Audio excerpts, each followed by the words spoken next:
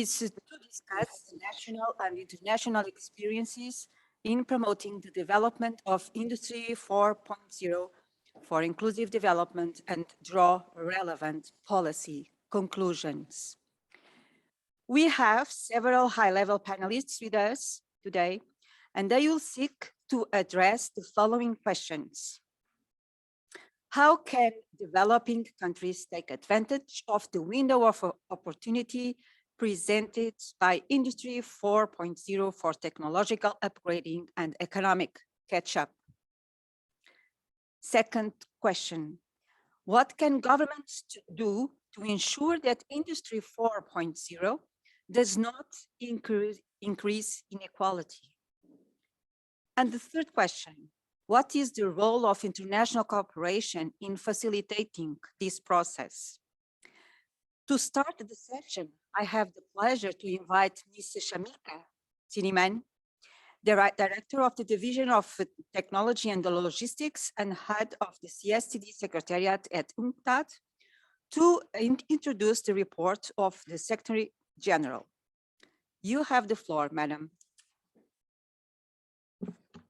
Thank you, Chair.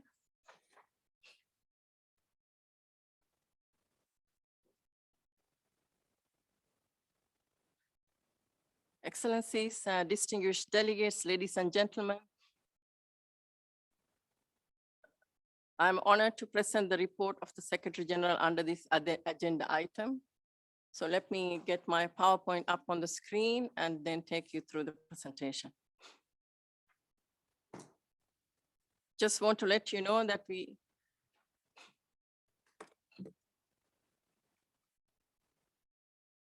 received valuable contributions from 22 member states and international organizations.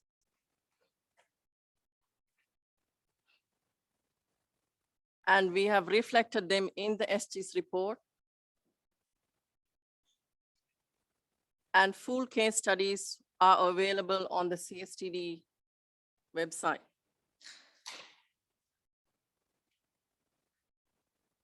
Let me give you the big picture. The report notes that every wave of technological progress since the Industrial Revolution has been associated with sharper inequalities between countries.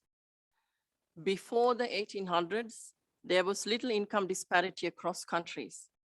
Today, the average gap in per capita income between developed and developing countries is over $40,000. And against this backdrop,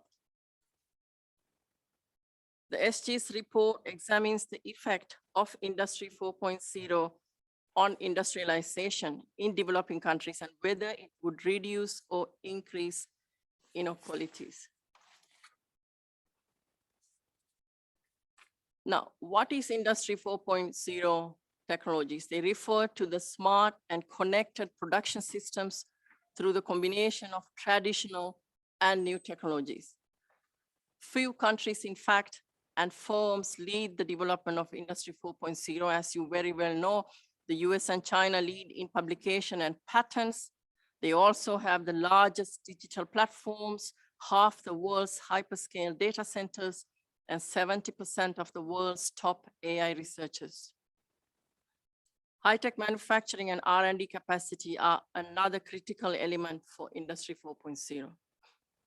But even in economics with high-tech manufacturing, only a few sectors have adopted Industry 4.0 technologies. Now, to the benefits.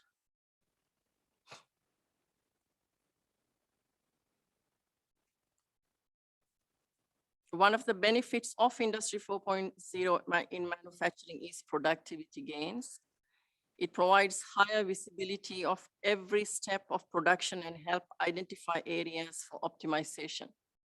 For example, in a case study mentioned in the Secretary General's report, a power tool manufacturing plant in Mexico has used Wi-Fi radio frequency identification tag systems that allows floor managers to slow down or speed up processes.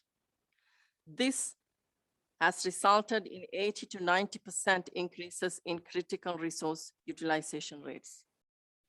Smart production also increases productivity by reducing downtime and maintenance cost. Estimates suggest the increase in production line availability by 5 to 15%.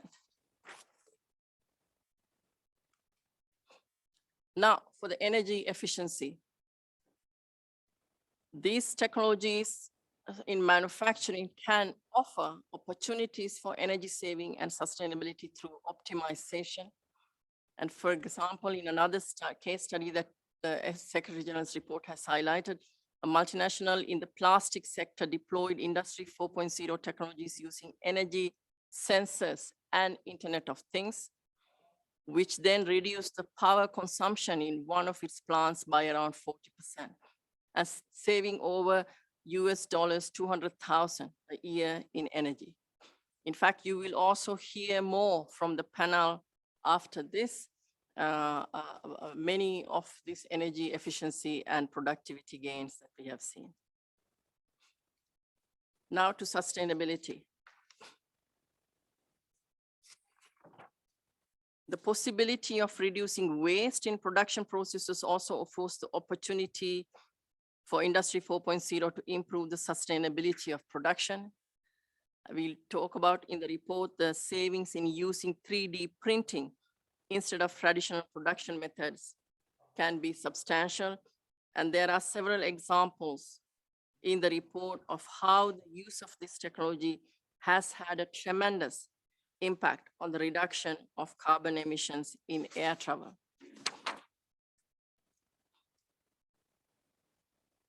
So how would Industry 4.0 impact inequalities?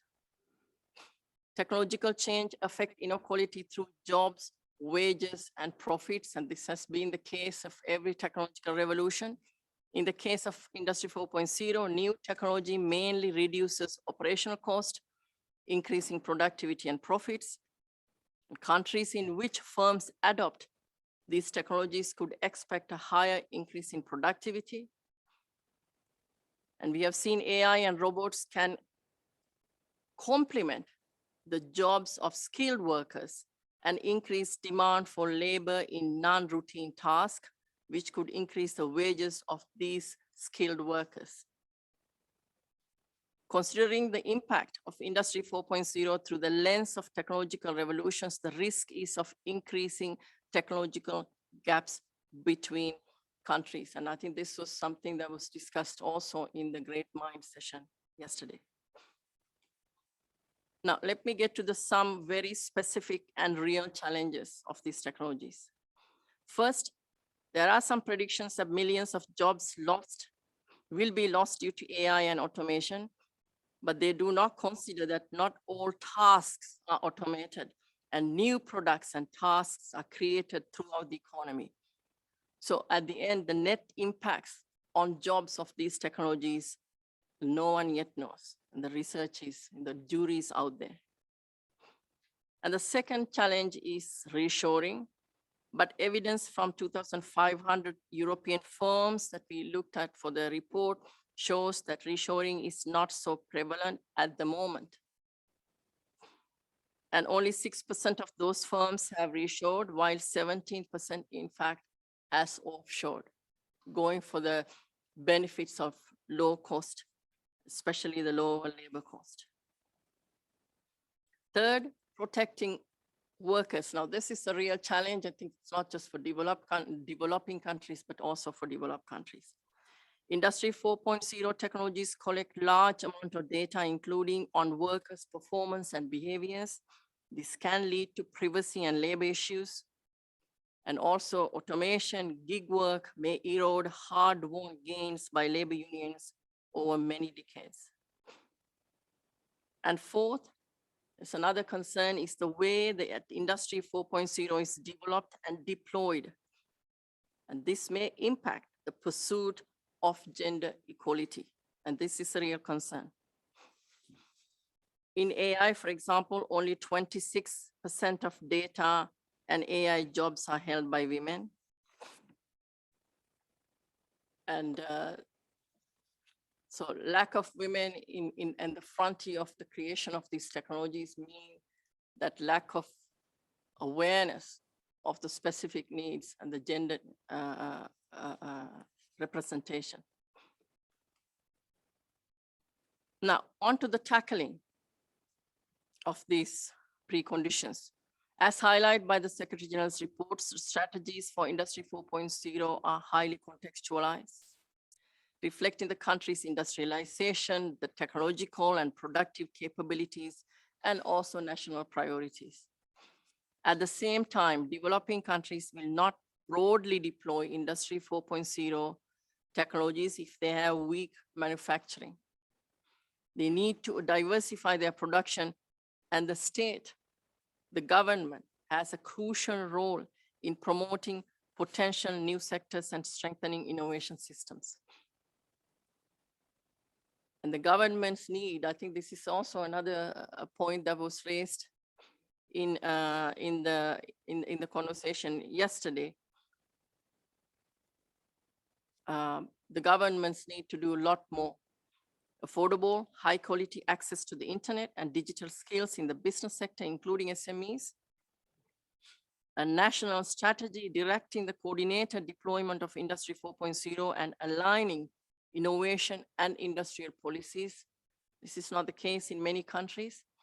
And in fact, there will be a side event after this session looking at this national strategizing of AI and Industry 4.0 technologies. Third, a multi-stakeholder mechanism institutionalizing a participatory approach to foster Industry 4.0. And fourth, an international cooperation to accelerate transfer of technology and know-how. After tackling these preconditions, the next step is to foster the adoption of Industry 4.0 technologies. Here, the report highlights 4 critical policy areas. First, developing countries need to raise awareness about Industry 4.0 through meetings and activities and demonstration initiatives in science parks, incubators, accelerators, and innovation labs. There must be a lot of discussion, dialogue about these technologies. Second, Industry 4.0 investment promotion plans need to be put in place in line with the national strategies for Industry 4.0. Third, financing the deployment of these technologies, including through innovation and technology funds financed by the public sector, international donors, or development banks, in addition to the private sector financing. And fourth, protecting workers and easing workforce transitions. In this regard, there is a renewed importance of labor unions to defend workers' rights in the face of Industry 4.0. In fact, even though the report is looking at the developing countries and what they need to be getting ready, and I think these are all universal to all countries, because we are all in a beginning of a very profound technological revolution. On international collaboration, Secretary General's report has a large section, talks about the developing countries should be able to rely on technical and financial support through international cooperation. And the report highlights 5 areas. 1, sharing knowledge and information and conducting research. For example, through the research, policy analysis, and data collection on Industry 4.0 technologies. Second, helping design policy strategies and implement initiatives. In the case of the CSTD, we have the STIP reviews conducted by UNCTAD that can help governments to address Industry 4.0 needs and also needs assessments. Third, to help build capacity of all actors of the national innovation systems on these technologies. Fourth, promoting technology transfer through new innovative partnership approaches. Fifth, helping to set legal frameworks, guidelines, norms, and standards. So in conclusion, ladies and gentlemen, the Secretary General calls for a push for diversification and increasing manufacturing competencies in developing countries. Mobilizing investment in digital infrastructure, building workforce skills for Industry 4.0, developing ethical frameworks and guidelines for the adoption of these technologies, and international cooperation on exchange of knowledge and experiences are critical enablers for ensuring that developing countries do not miss this new wave of technological change. Thank you. I wish to thank Mrs. Sirimanne for this very interesting and important introduction, which presented the main highlights from this year's report of the Secretary General. So let me now turn to our keynote speaker, Mr. Hiroshi Kuniyoshi, who is the Deputy to the Director General and the Managing Director of UNIDO. You have the floor, sir. Thank you, Madam Chair. Excellencies, ladies and gentlemen, good morning, good afternoon, and good evening. Allow me to start my talk by conveying my gratitude to the Secretariat of the Commission on Science and Technology for Development for the invitation extended to UNIDO to contribute to this 25th session.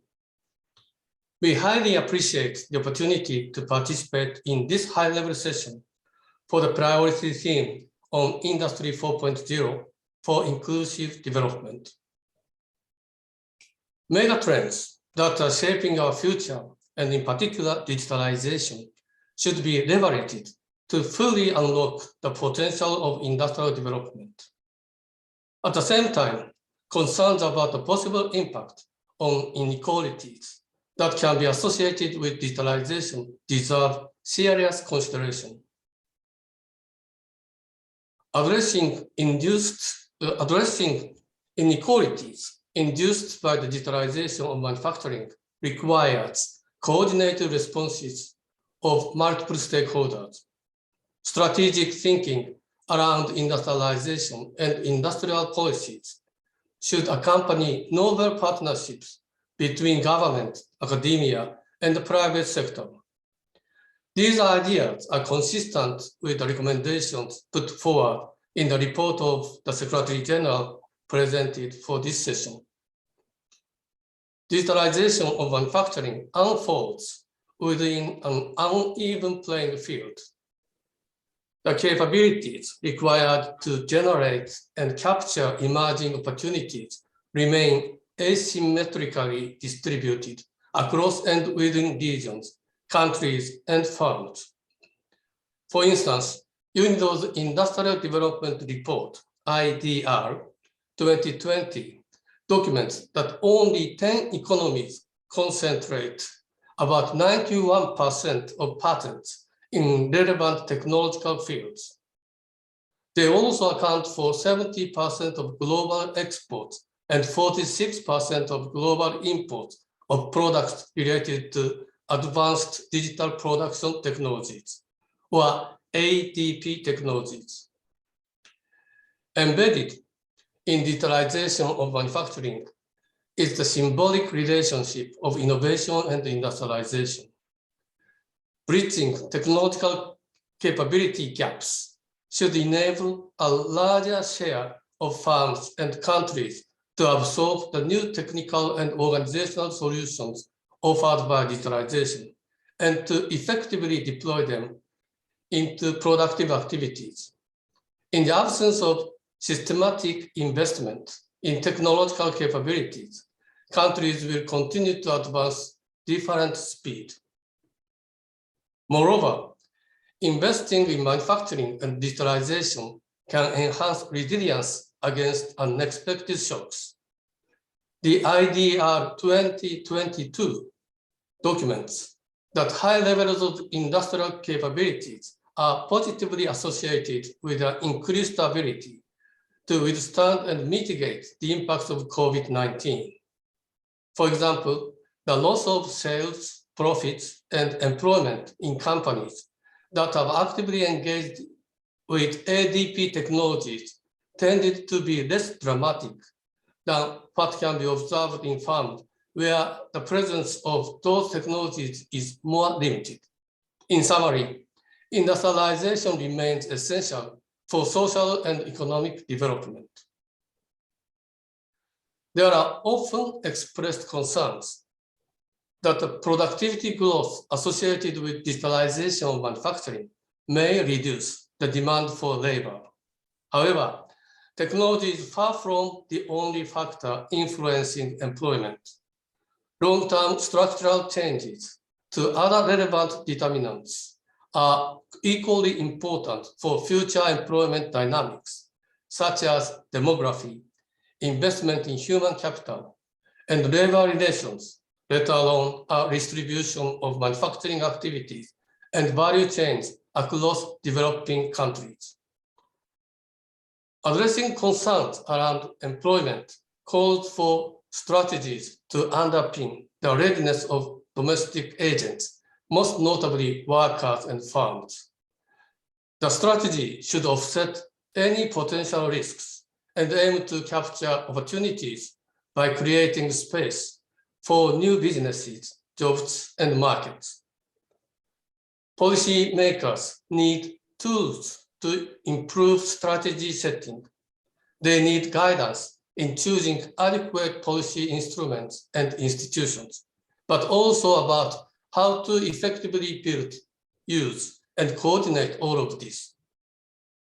There is value in developing diagnostics, toolkits, and methodologies to assist member states in assessing readiness for digitalization.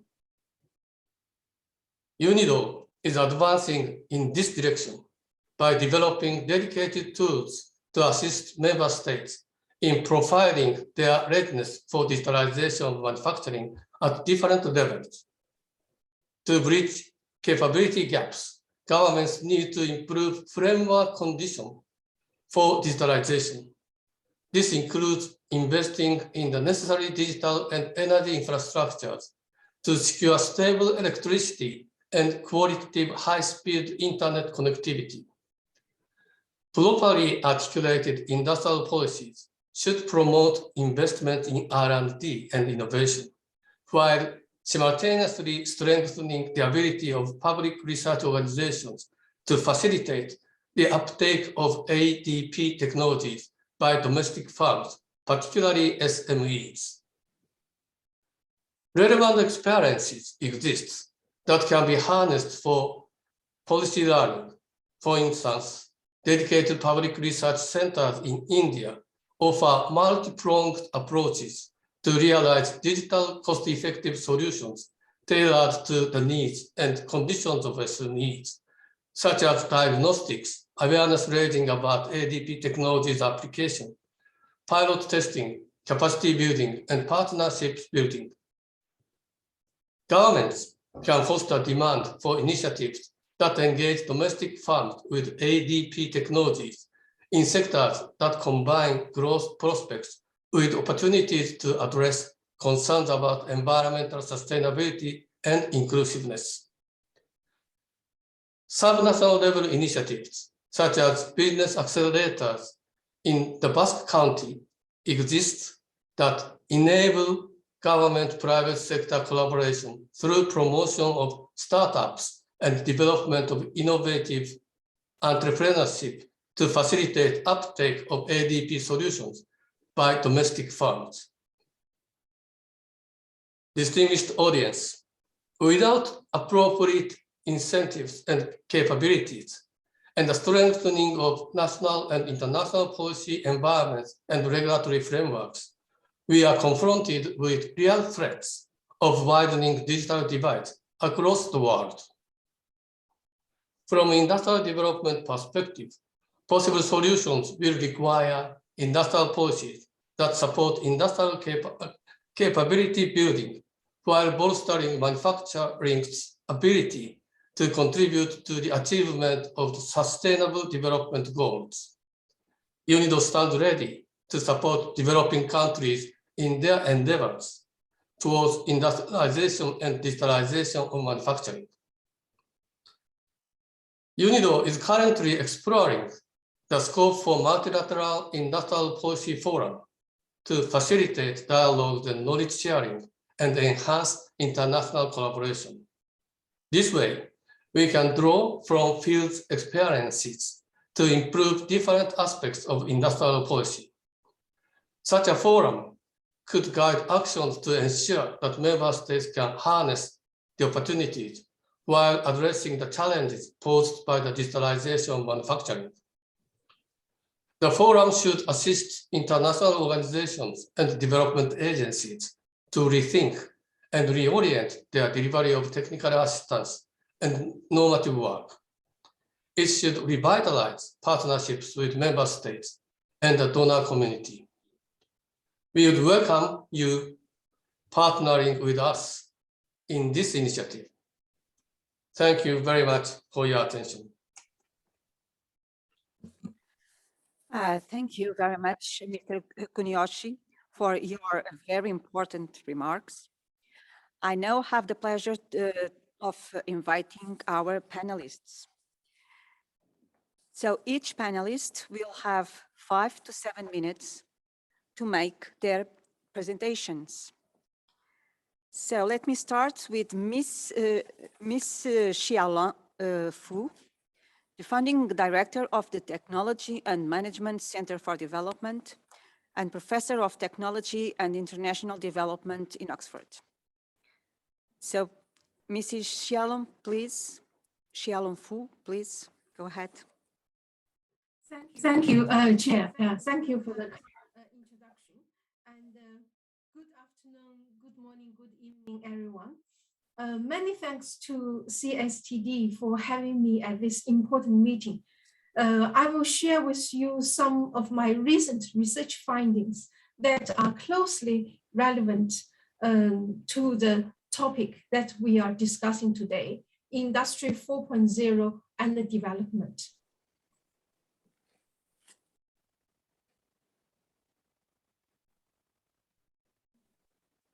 And we are now living in the new wave of industrial revolution. And the Industry 4.0, the development and the technological progress will have profound impact on development. It presents both opportunities and challenges, as Shamika and our distinguished keynote speaker has already explained in great detail. So there are opportunities for the developing countries through great efficiency, improved work conditions and welfare, and enabling innovations in production and the services delivery. And it can, for the developing countries, can provide a digital windows of opportunity for some of the developing countries who are able to capture the opportunity and benefit from it. At the same time, it presents challenges to development and the developing countries. In addition to the job replacement, it also has significant income distribution and the inequality consequences. And it may create a digital divide, kind of deepen the digital divide, and also brought challenges to privacy and consumer rights. And it may change, the landscape of the world economy through reshoring and through changing the competitiveness of the countries for international trade in goods and in services, as Shamika has explained in detail.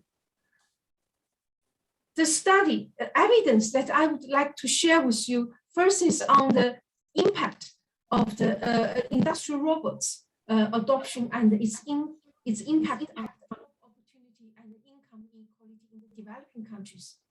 As we can see, the use of the adoption of industrial robots in the developing countries has also been increasing over the years in the recent 10 years. And what we have done is using a cross-country data of 75 economies, and we go down to the industry level and try to see what's the impact of industrial robots adoption on the job opportunity and also income inequality in the developed and the developing countries. And in the developing countries, some of the countries, including China, Mexico, Thailand, India, all have adopted, and Turkey all have adopted industrial robots in production. They are among the top 20 economies in the world. And what we found is that we see a positive impact of the adoption of industrial robots on labor productivity, and also, however, its impact on the job and the income distribution are different in the developed and developing countries. What we have seen is that robots adoption is positively associated with labor income in the developed countries, but not significant in the developing countries. In the developing countries, the use of industrial robots has a positive impact on the employment of those, in the labor force in the middle cohort of the workers with with a primary school and also a middle school education. However, its impact on those who are illiterate or who with higher education is insignificant. And also it has a different impact on jobs for women in the developing country, although we found it has a greater impact on the jobs for women in the middle, in the developing countries, although it's marginally significant. The use of robots can replace some very heavy labor intensive work.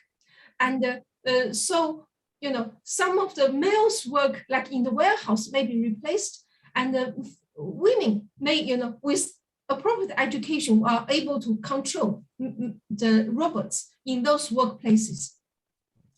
The second study that I would like to share with you about evidence is digital windows of opportunity and the local business model innovation in the developing countries. When these two, combined together, which is a combination of international technology transfer of digital technology and indigenous under the radar innovation in business model innovation, it creates an opportunity window for the developing countries. It is important because there are a lot of small business in the developing country and also a large informal sector in the developing country, which can benefit from the digital technology and the platform technology.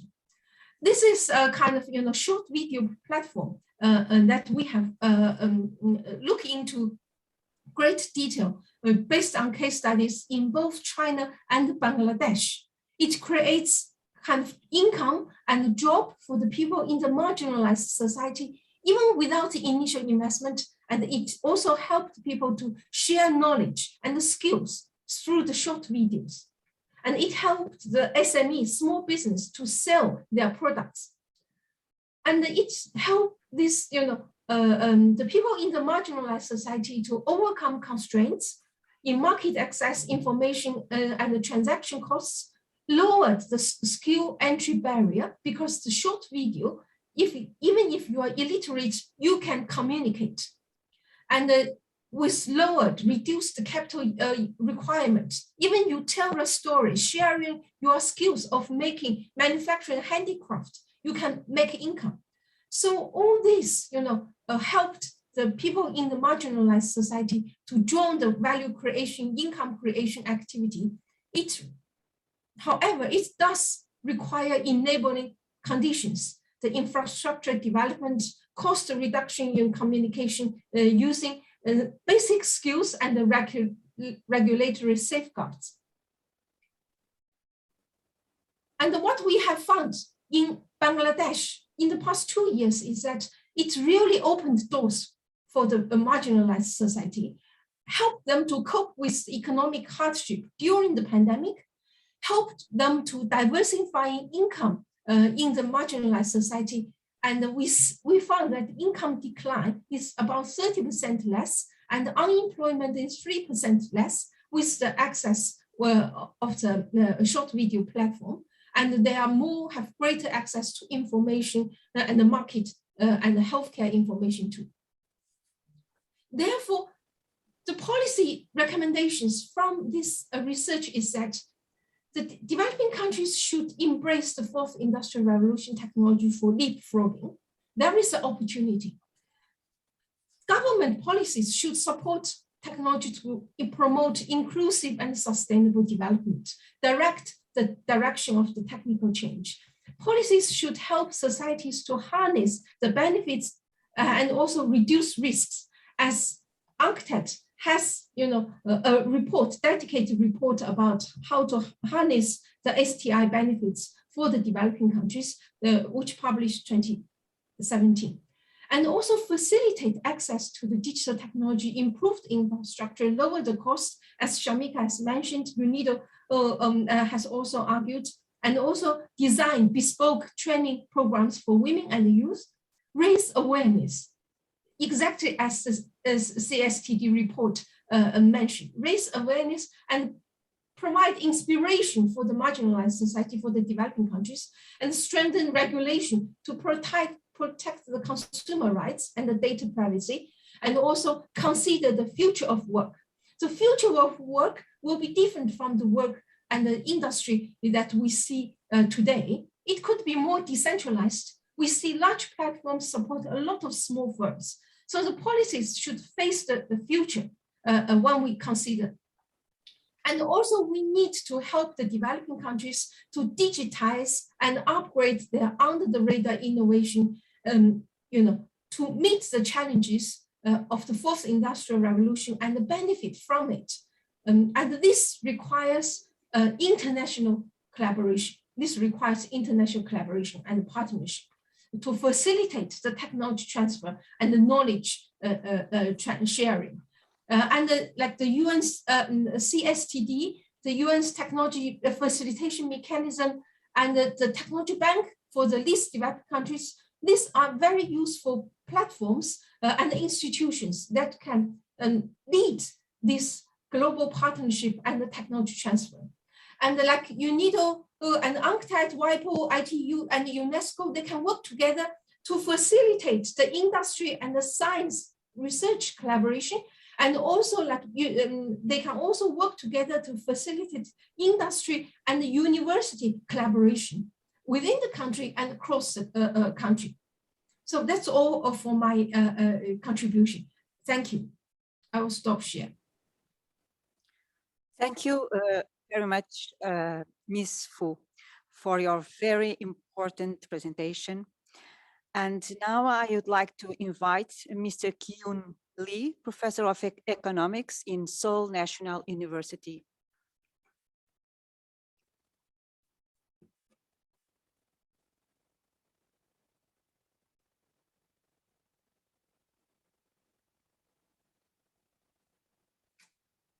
Okay.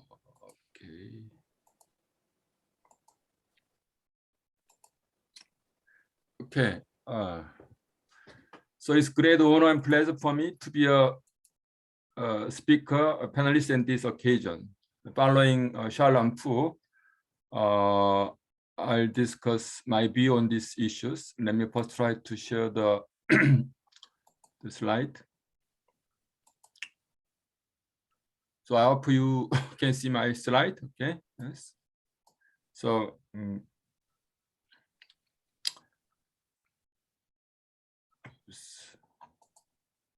so I've read and listened to the report by SG. I think it's very nice review of the issue on the implication of Industry 4.0 for development.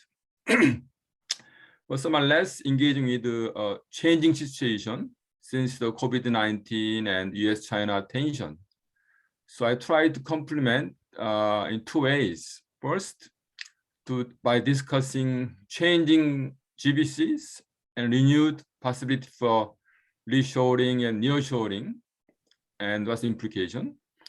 Second, possibility and need for not manufacturing nowadays, but also resource sector-based development, which means less relying on GBC since this COVID-19 period, but on more domestically available resources. I'll give an example from several new resource sectors in Chile and Malaysia. So on the first topic, of course, we all know that digitalization is reshaping GBCs, especially in post-pandemic period. and giving a new implication for reshoring and nearshoring. Okay. So I see there are three factors determining changing GBC in Asia. They are digitalization, US-China tension, and COVID-19. First of all, US-China trade conflict is imposing tariff against Chinese export, and that become a push factor for trade FDI diversion. Some FDI is getting out of China to nearby Southeast Asia. That might be called nearshoring or new onshoring. This is also due to rising wages and rising domestic company in China. Some foreign companies are getting somehow kicked out. Okay.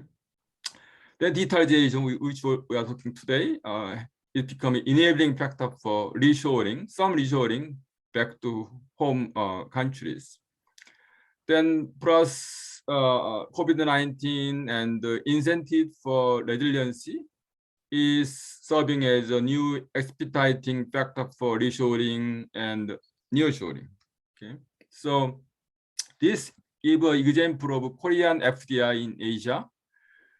China used to be the main destination for Korean FDI, but since 2010, more recently, Vietnam and other Asian countries become a main attraction for Korean FDI in terms of these FDI cases, in terms of share employment. Okay. And these are happening not just Korean companies, but many companies around the world are exiting from China. Okay, so some are reshoring, but some are nearshoring to nearby Asian countries. So Japanese companies like Sharp, Samsung moved all final assembly out of China to South Asia, but kept only 3 intermediate parts: memory chips, electric batteries, MLCC.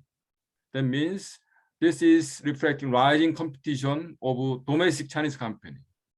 So Samsung losing to them. So they kept only this intermediate part, but all final assembly factory out of China, but moved to nearby Asian countries. Okay. Of course, some case of reshoring. Okay. So this shows the greenfield FDI now to Asian countries already bigger than China or in India recently. Okay.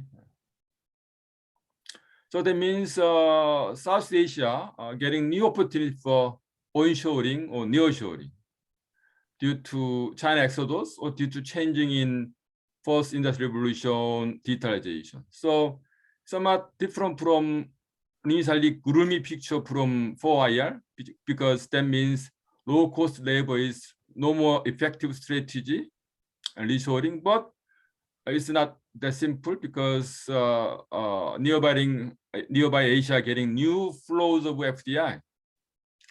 But grabbing this new opportunity requires upgrading human capital in terms of reskilling and upskilling. So example from Penang is industrial hub in Malaysia. They are one of the first FDI sites to attract MNCs for low wages, but now their wages are getting higher and higher.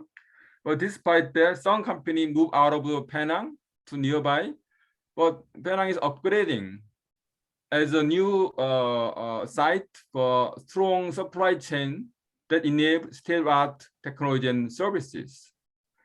Is evolving toward cluster that provides software, engineering, design, R&D, and industrial system-based services.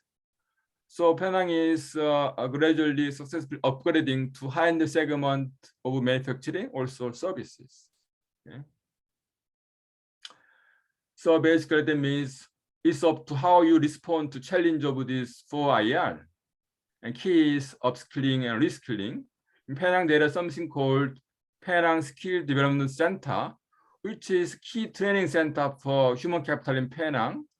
It's a consortium of a non-profit organization of MNCs and local agencies, provides new teaching, training for workforce in terms of new competencies required for Industry 4.0 in this kind of skill, so that MNCs keep requiring them, keep hiring them.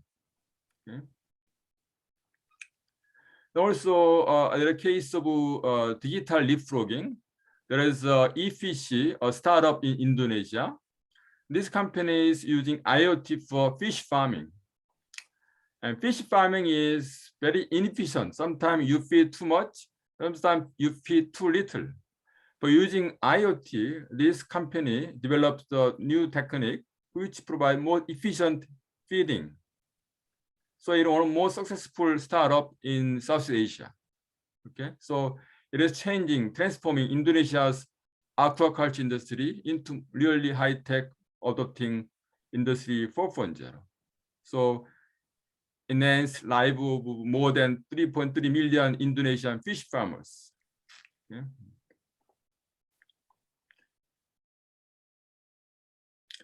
Then secondly, I'll talk another alternative developmental mode since the pandemic, and which is resource-based and also export-oriented development, which require less integration to GBC.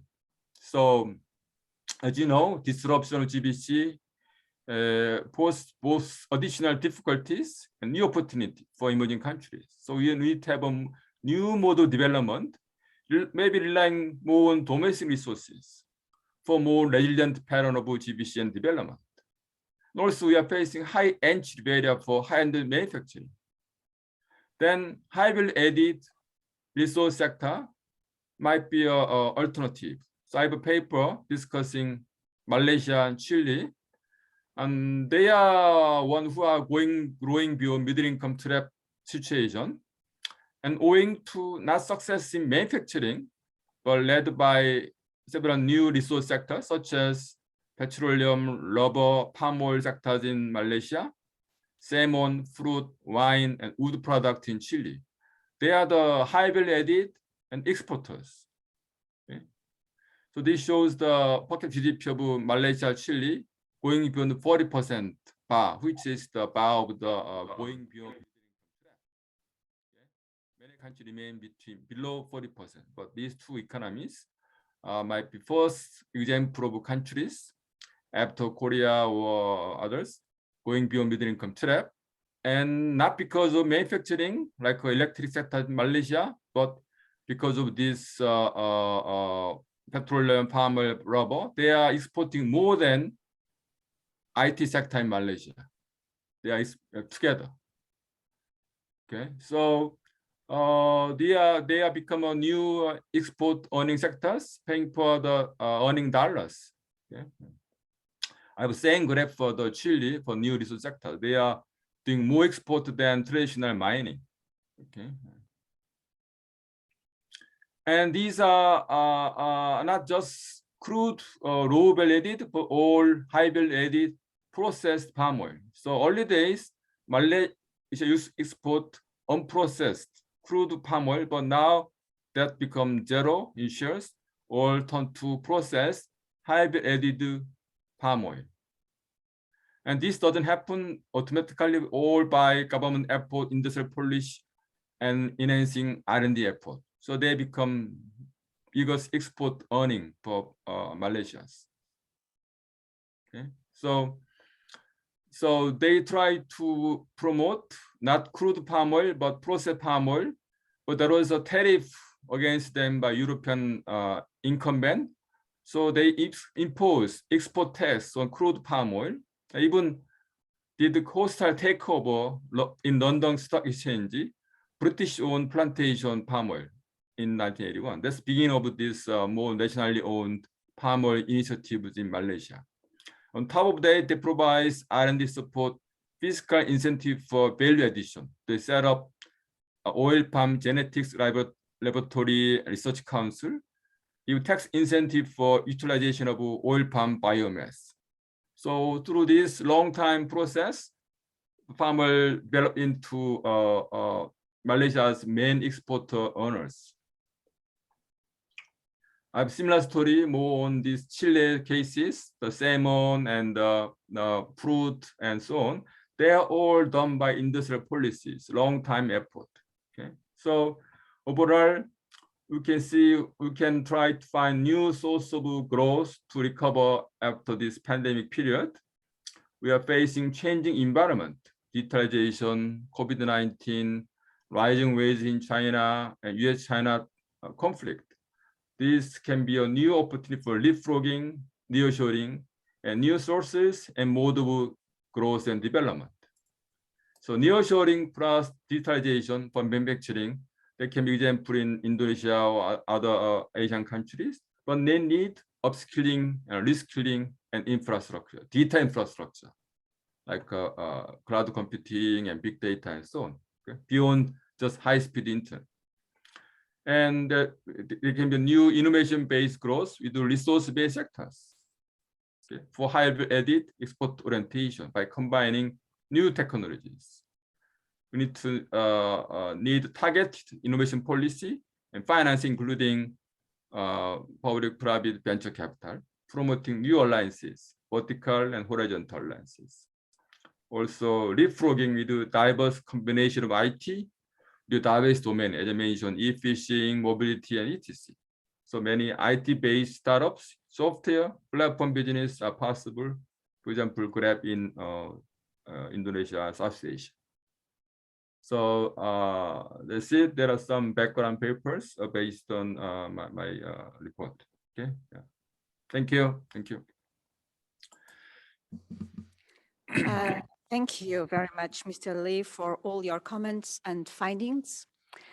And now I think we are going directly to Ms. Renata Malheiros Henriques, because we don't have Mr. Chopra online.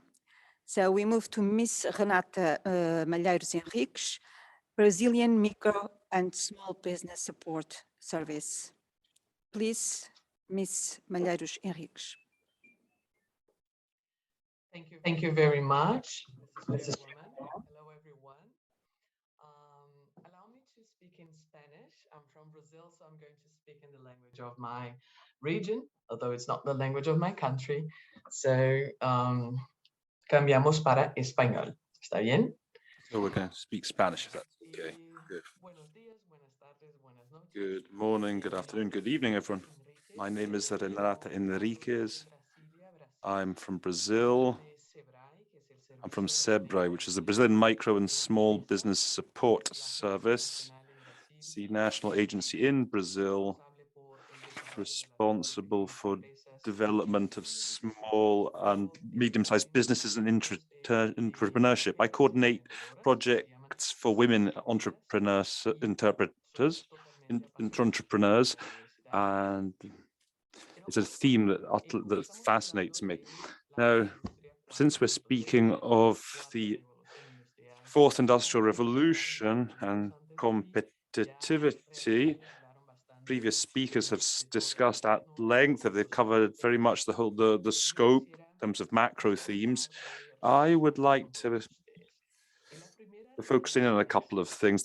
My first idea is, what is the relationship between diversity and Industry 4.0? In other words, the digital transformation, what's the relationship? These are fundamental relationships because there is a triad, which is diversity, leads to innovation, leads to competitiveness. In more diverse environments now, we have doors open to creativity and innovation, which is the mother of competitiveness. I'd like to share with you something that a professor from my country said, who said that the financial crisis of 2008 wasn't just a crisis of Wall Street, of the subprime. It was also a crisis of institutional thought. People on Wall Street often think very homogeneously. For the majority, they are men between the years of 30 and 60, white men, educated. They've gone to the colleges, great colleges like Harvard, MIT, Princeton. They're very well trained to do their job, but they're very homogenous. So they grew up in the same places, they marry and they intermarry, they play golf every Saturday afternoon. So what this professor said, the real world here outside the institutions is a pluralist world, heterogeneous world by definition, where you have whites, blacks, indigenous, women, men, old people, heterosexual, homosexual, LGBT, people with disabilities. So the world is a pluralist world. So if as governments we want, as organizations, as NGOs, as business, as countries, if we want to resolve the problems of the real world, and that's clearly what these startups want. They want to resolve the problems of millions of people. It's necessary to at least consider the heterogeneity of the real world and try and reflect it a bit within those companies.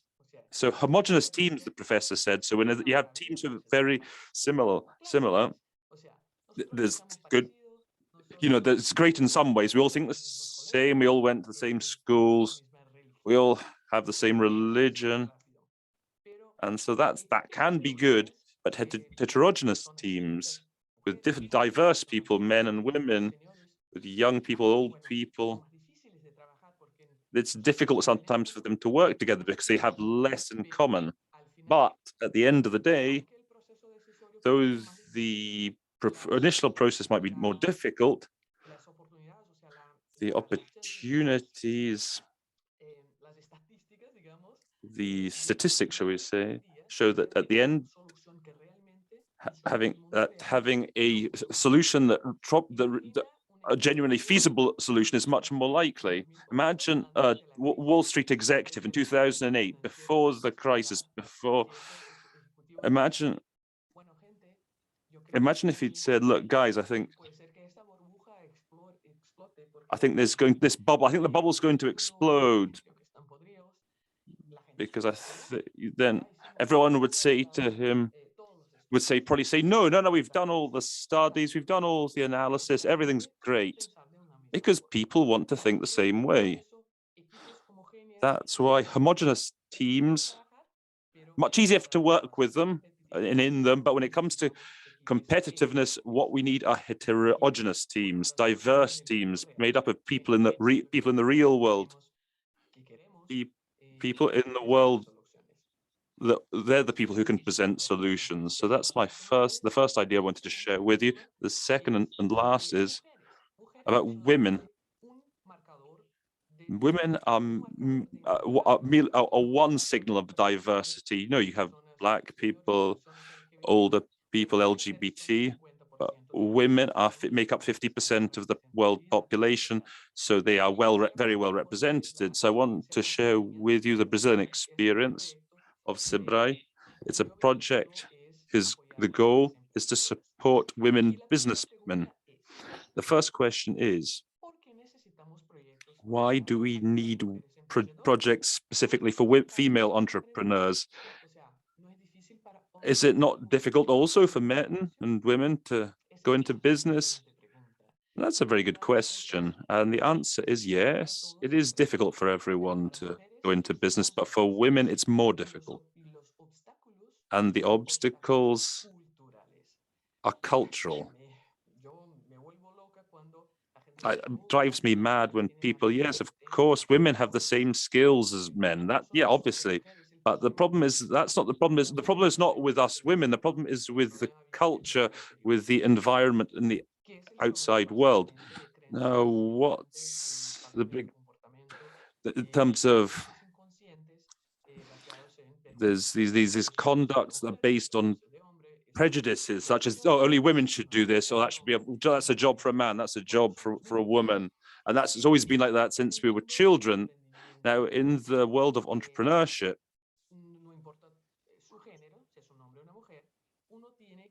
a woman has to be skillful in two areas. The first sphere of skills are you had to hard skills.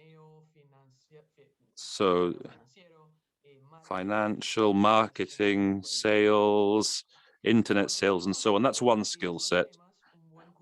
Now, these are for those. Now, they're only good in technical, only in the 21st century. They've only come. This has only become a factor in the 21st century, where, like my previous speaker said, and soon artificial intelligence will be taking over those activities. But one also needs to be good when it comes to socio-emotional skill sets, soft skills, and that's a lesson learned I want to share with you. It's when it comes to socio-emotional skills that culture impacts on women. So I'm talking about leadership, communication, persuasion, networking, all those skills that are needed from a woman, a businessman. But for women, there are additional obstacles, particularly those cultural obstacles. For example, if I'm a female businesswoman, if I need to travel on business, but I've got my sick child at home, for example, he could stay at home with a father, but what sort of woman am I? Leaving my child to go on a business trip, or I need to invite a man round to have a coffee or a business lunch to expand my business, and then people are going to say, that's just a coffee, eh?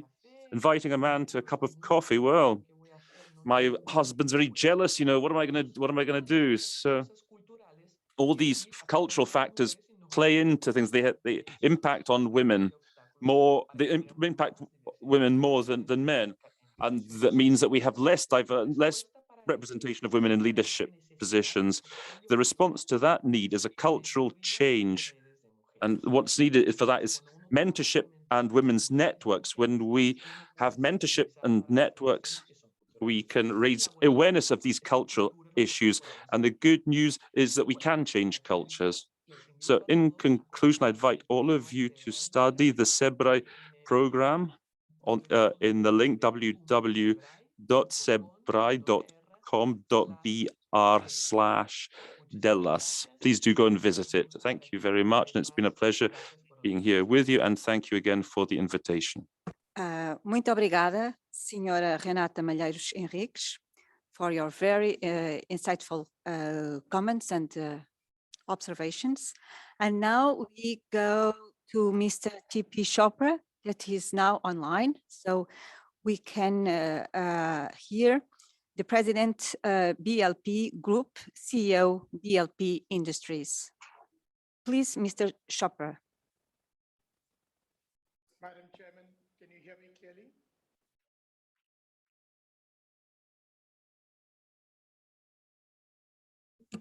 Yes. Wonderful. Thank you very much. Madam Chairman, thank you very much for inviting me to this session. It's an honor and a privilege to be part to present today what we're doing with regards to Industry 4.0 around the world. Madam President, before I kick it off, I just want to check, is it possible to share my screen from another computer or not?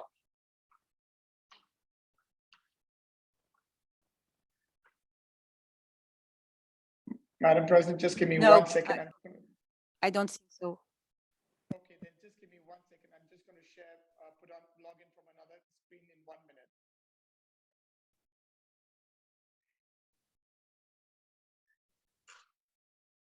Perfect. So I'm just going to quickly kick it off. I'm here to talk about how AI is going to transform industry around the world. And that's what I'd like to share with everybody, is how important this is in terms of what's happening around the world. I think in terms of AI, it's going to completely transform. Oh, fantastic. Thank you very much for sharing it. So what I'm here to talk to you about how AI is going to transform the industrial world and the huge impact that this is going to have in other parts of the world. If you can just change the slide, please. Now, the reason why this is very, very important is that industries contribute globally to about $650 billion in unplanned downtime, and industries contribute to 20% of the global carbon footprint. And this is a huge issue in terms of manufacturing around the world, And really what we need to do as a world society in the world of manufacturing is figure out how we can use AI and IoT technologies to really change the way we make manufacturing happen around the world. If we can just change the slide, please. As you can see out here right now in the following slide, that the use of AI and IoT technologies is applicable to across all industries in the world, whether it is in terms of renewables, in transportation, in ports, for example. We are able to deploy about 50 sensors in each of those $6 to $10 million cranes you see on a port, so that now we can predict failures in these cranes before the ship comes onto the shore. We're able to use a lot of AI to drive yield in productivity across oil and gas manufacturing around the world, and also use a lot of visual analytics to drive safety, security, and operational efficiency. Similarly, in steel factories, what now one is able to do is digitize a 2-kilometer steel factory and use AI to drive productivity. If we can just go to the next slide. And when we really think about it, these solutions can be used in terms of different products that can be used to really solve a lot of the industrial challenges that we see in the world. Let me talk you through about 4 or 5 key challenges that we have in manufacturing. The first one is asset health and machine performance. Today, we have the ability to connect any machine, a wind turbine, a gas turbine, a steam turbine, a CNC machine, connect them with sensors, and then use these algorithms to predict when they're going to fail to improve uptime. 2 is track.ai for supply chain optimization. Today, we have the ability to use IoT devices in railway wagons so that not only can we track utilization, but also reduce maintenance costs and increase the life of these assets. 3 is ESG and sustainability and energy efficiency. The evolution of technology in terms of sensors and gateways gives us the ability to connect all the parameters of a building or a factory and use AI to drive energy efficiency, water savings, greenhouse gas emissions, and reduce waste. And we're seeing a huge focus in every factory and machine, in every factory and building in the world to reduce ESG and sustainability. With technologies like Spot.ai, today we have the ability to put a small little pen like this in a 50-acre factory and find it within 15 to 20 centimeters. Not only can I find my pen and I can see my pen moving around real time on the factory floor, and we use that to drive asset productivity and workforce productivity. And lastly, we have the ability to connect any camera anywhere in the world and make it think like the human brain. And what I wanted to just share is this is how AI can really transform manufacturing around the world. When we go to the next slide, what we're able to do is really 3 critical elements that go into making to deploy these kinds of technologies. The first one is connectivity. There are trillions of dollars of machines around the world. The first one is how do we make these machines communicate? And a lot of these machines are old machines. So that's the first challenge. Then we apply these AI algorithms, and then we automate the entire process. But you will see on the next page, there are really 4 critical elements that actually go to making this entire AI and IoT solutions happen in manufacturing around the world. What we actually do is step 1 is to install these IoT devices across machines. And there are a whole variety of sensors that can go in. Pressure sensors, RPM sensors, flow, laser. There are hundreds of sensors in the world, but now we have the possibility to climb up cranes, trains, go onto mines, to deploy all these sensors to make these machines communicate. This challenge we have in the world today in Industry 4.0 is there's no standard protocols. So this edge software, as you can see in box number 2, is able to communicate to these sensors. We extract the data, push the data onto the cloud, and therefore then apply all these applications to drive productivity.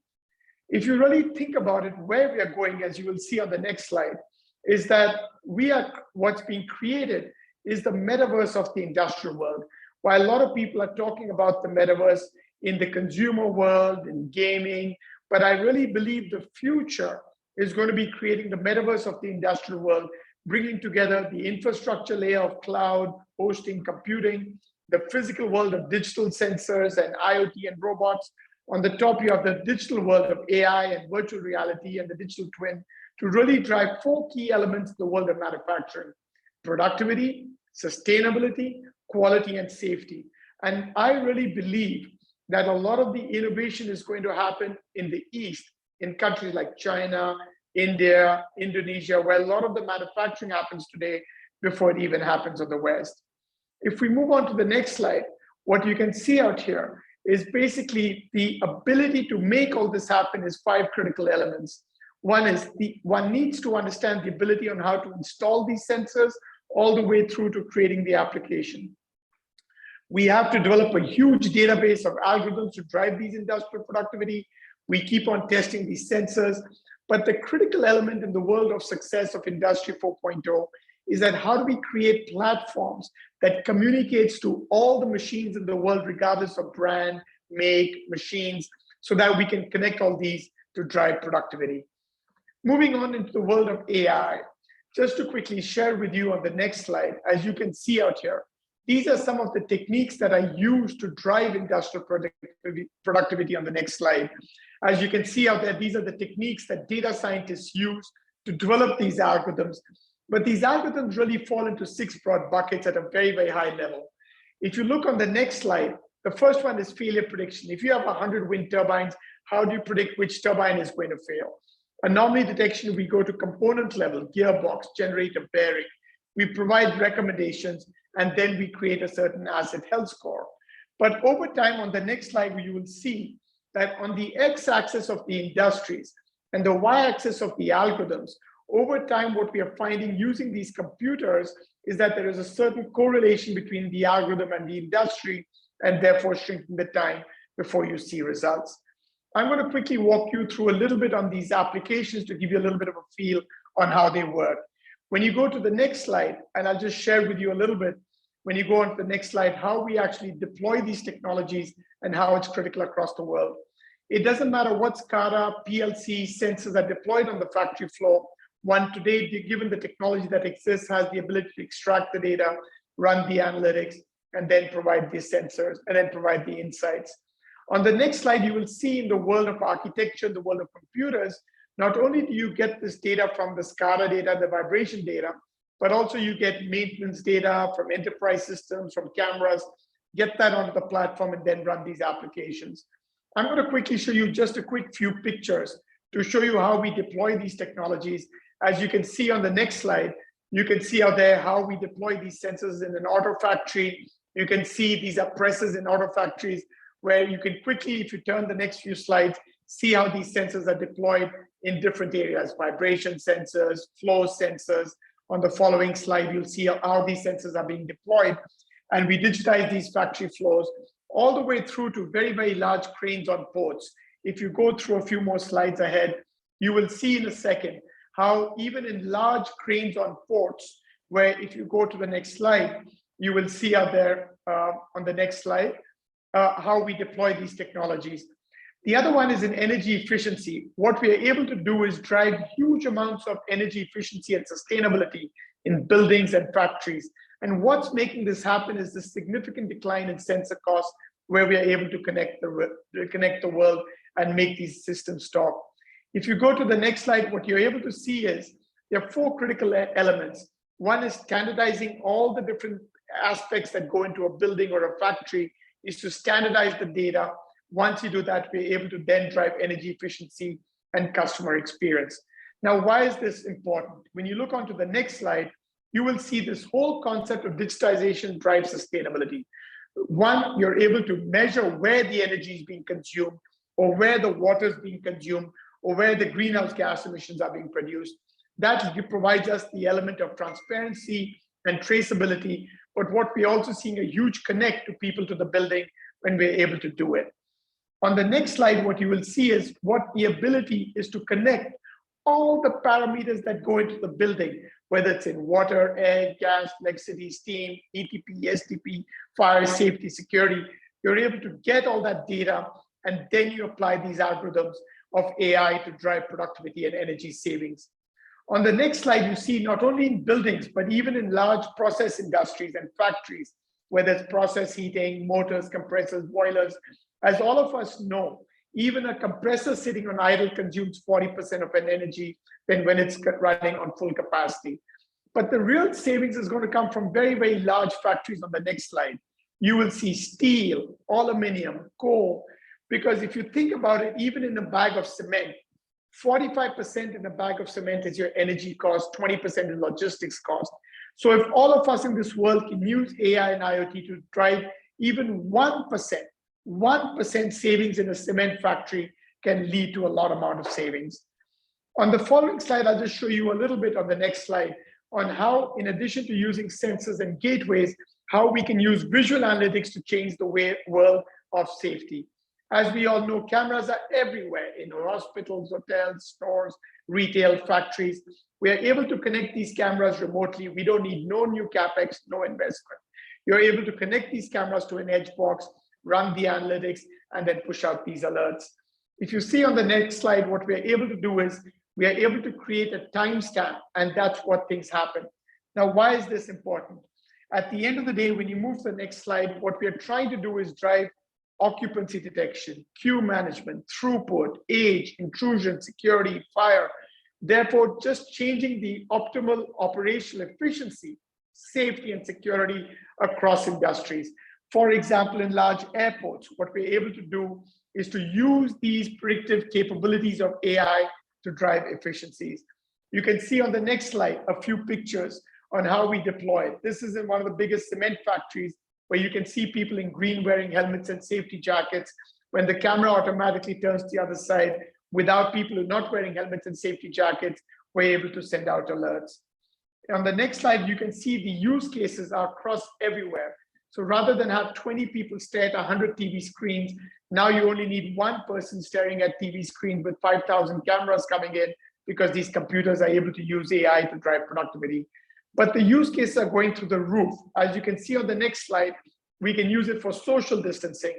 In large auto factories, from a 5-year-old camera at a height of 50 meters, we use a marker to detect the marker at the far end and calculate the distance. And we use this effectively in COVID. You can see on the next slide, we were able to do mass detection in steel factories. 25,000 people coming to the steel factory, we were able to detect when people are wearing a mask or they take it off. But on the next slide, what you'll see on the next slide is that the use cases are going through the roof. Quality in manufacturing, safety, security, how do we increase retail sales? So I really believe that the use of visual analytics is going to transform industries across the world. On the next few slides, I'll show you a few more examples. On a moving train, we can detect if a bolt is missing, a pipe is detached for safety in a moving train. In the following slide, you can see it used in geofencing, in steel factories, chemical factories. When people use safety, if a person gets into a safe zone, we're able to send out an alert. On the following slide, you're able to see in the auto factories. This is in an auto factory, we are replacing people by using visual analytics to detect pinhole defects and casting dents in manufacturing. On the following slide, you'll see in construction sites, where you can see out here, we're able to track productivity and also track if people are wearing safety gear on a construction site. And similar things can be used on the following slide to track safety and security in panels for the power generation companies and transformers, where we can save damage around the world by training these cameras to think like the human brain and send out these alerts.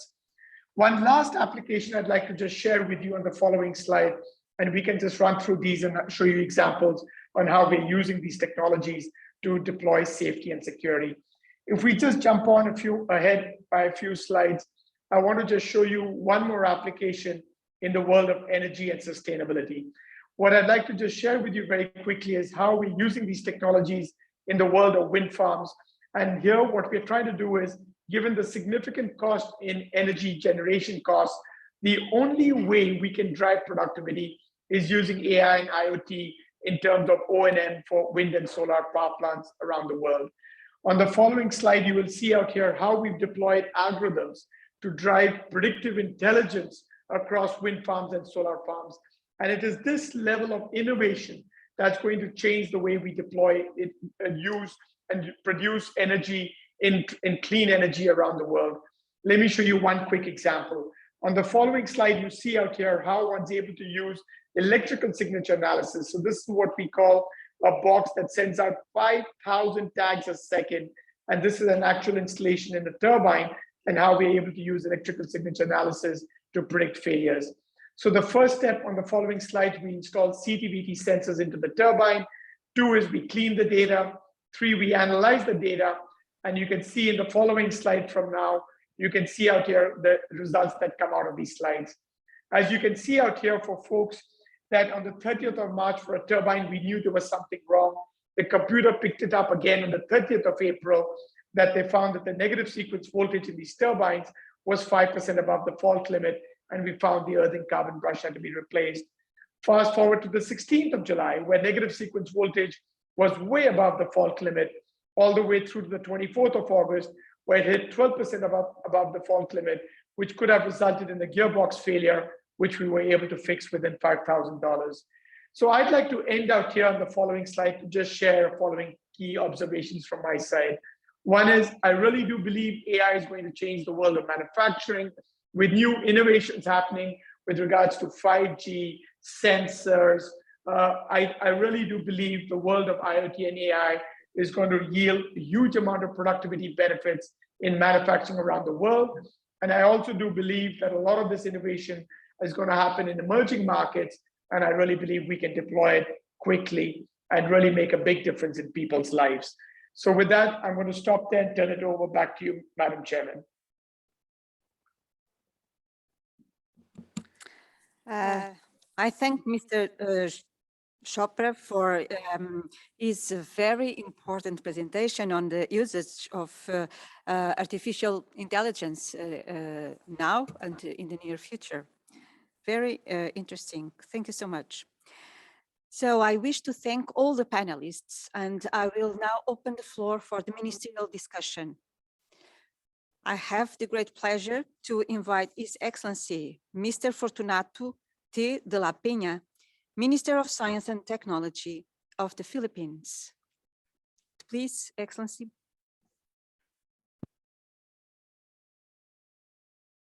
Mr. Chair, Excellencies, ladies and gentlemen, rapid technological changes are happening around the world. However, with these advances, the inequality within and among countries has become more apparent.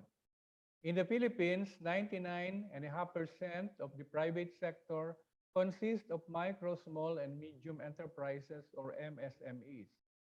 Majority of these are micro enterprises, which are still using basic mechanical and analog electronic technologies in their production processes.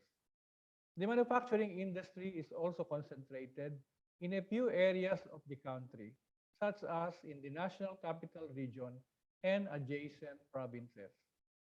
To be able to diffuse innovation and deploy Industry 4.0 technologies, the Philippines has been empowering MSMEs at the grassroots level. Excellencies, the Philippines believes that in order to address inequalities in this technological revolution, the government should be inclusive in formulating policies and programs. The country's Department of Science and Technology implements the Small Enterprise Technology Upgrading Program and the Science for Change Program, two flagship programs that promote inclusivity and multi-stakeholder collaboration. The Small Enterprise Technology Upgrading Program aims to improve the MSME's competitiveness through technology upgrading, human capital development, and strengthening of innovation capability. Meanwhile, the Science for Change program has 4 components: build economically relevant R&D centers across the country, promote collaborative R&D projects between academia and industry, deploy R&D leaders to higher education institutions, and provide financial assistance for MSMEs to undertake R&D. It is the role of the government to create a conducive environment for its national and local units, the academe, and the private sector to adopt Industry 4.0 in their systems and processes.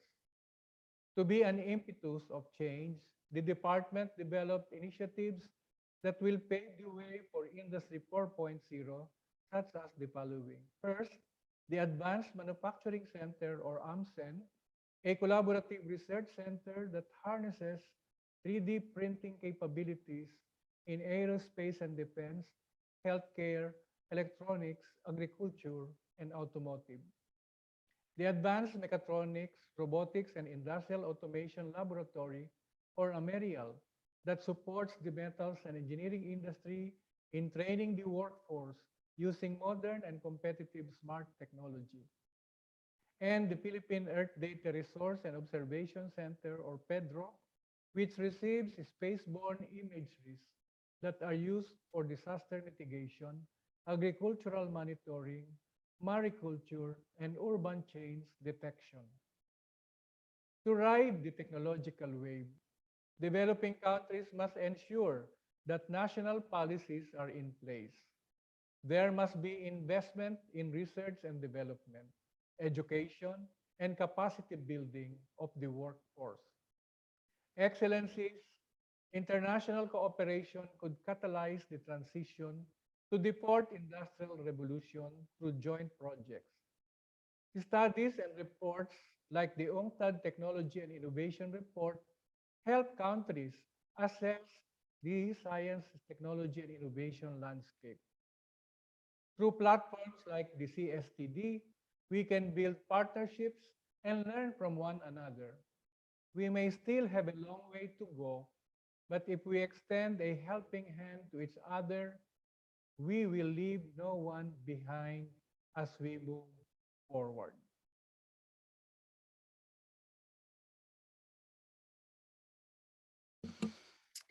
Thank you, dear Minister. So now we move to His Excellency, Mr. Ali Taha Koç, Head of the Digital Transformation Office at the Presidency of Turkey. Please, Excellency. Thank you, Ms. Vice President, honorable members of the Commission on Science and Technology, distinguished panelists and participants. It's an honor for me to represent Turkey at such an important event. In the report Industry 4.0 for Inclusive Development presented by the Honorable Secretary General, the possible inequalities, difficulties, and ways to benefit from the Industry 4.0 for inclusive and sustainable development have been clearly stated. We agree that there is a need for a policy and vision to be put forward through international cooperation and partnership to overcome difficulties. Thanks to everyone who contributed to the preparation of the report. The Industry 4.0 process has gained a different dimension with the introduction of artificial intelligence into our lives. As the transition to autonomous order accelerates, needs for regulation and standardization are also emerging. We believe that turning this situation into opportunity requires increasing the quality of human capital, as well as the training the human capital, gaining the ability to generate more value from data in the business processes. We consider that the relatively young population in developing countries is an important advantage in this regard.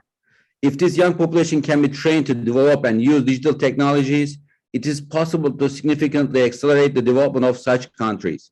It's also extremely important for businesses to access technologies such as artificial intelligence, Internet of Things, robotics, and virtual reality, which form the basis of Industry 4.0. Businesses should be supported both to supply these technologies and recruit experts who can modernize their organizations and business processes. At this point, I think positive discrimination should be made for SMEs rather than large organizations that have already put Industry 4.0 on their agenda. SMEs have an important share in the economies of developing countries in terms of employment and added value. On the other hand, we cannot ignore disregard cybersecurity risks when it comes to digital technologies. Especially in recent years, we observe an increase in cyber attacks targeting businesses. Businesses adapting to the digital world need to have the capability to manage these risk levels. The Digital Turkey Roadmap was published in 2018, which reveals how to plan, what steps to take, and which areas to prioritize in Turkey's journey of digitalization. Our country carries out this process by focusing on people, technology, infrastructure, suppliers, users, and governance. The roadmap includes concrete steps. Training the human capital is first step. Establishing the data communication infrastructure is the second. And the last stage is strengthening the institutional governance. The National Artificial Intelligence Strategy of Turkey also published in the recent years. In the publication of this report, as I mentioned, our AI strategy, which consists of governance, organizational competence, and strategic consistency dimensions, focus on these three basic AI competencies, which are advanced skills, quality data, and technical infrastructure. As I mentioned at the beginning of my speech, the use of cyber-physical systems has increased security concerns, and Turkey, like many other countries, has taken actions on this issue and published the Information and Communication Security Guide. This guide, which is prepared by Digital Transformation Office of the Presidency, offers a framework with different security levels in order to strengthen the cyber security in businesses that serve as critical infrastructure.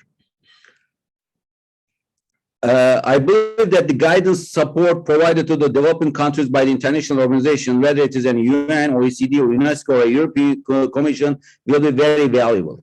The use transfer of best case scenarios and learned lessons will be very important. Another issue in order for value chains to work effectively is the determination of internationally accepted legal regulations, regulatory frameworks, policies, and standards. As it is mentioned in the Industry 4.0 for Inclusive Development report, international cooperation and partnership should be strengthened, thus reducing the risk by providing economic diversity and encouraging the development of production competencies. We closely follow the international legislative studies. We participate in the works of UN, UNESCO, and OECD, and European Commission as well, especially on issues such as data governance and the ethics of artificial intelligence. As a matter of fact, our national artificial intelligence strategy that we have published adopts the values and principles emphasized by these organizations. As a result, if we were to look at the future of our daily lives, where technology is developing both horizontally and vertically, building a secure and transparent environment is an important step. So I just want to thank everybody for this opportunity. Thank you very much, Mr. Tahakosh. And now I move to His Excellency, Mr. Felix Mutati, Minister of Technology and Science from Zambia.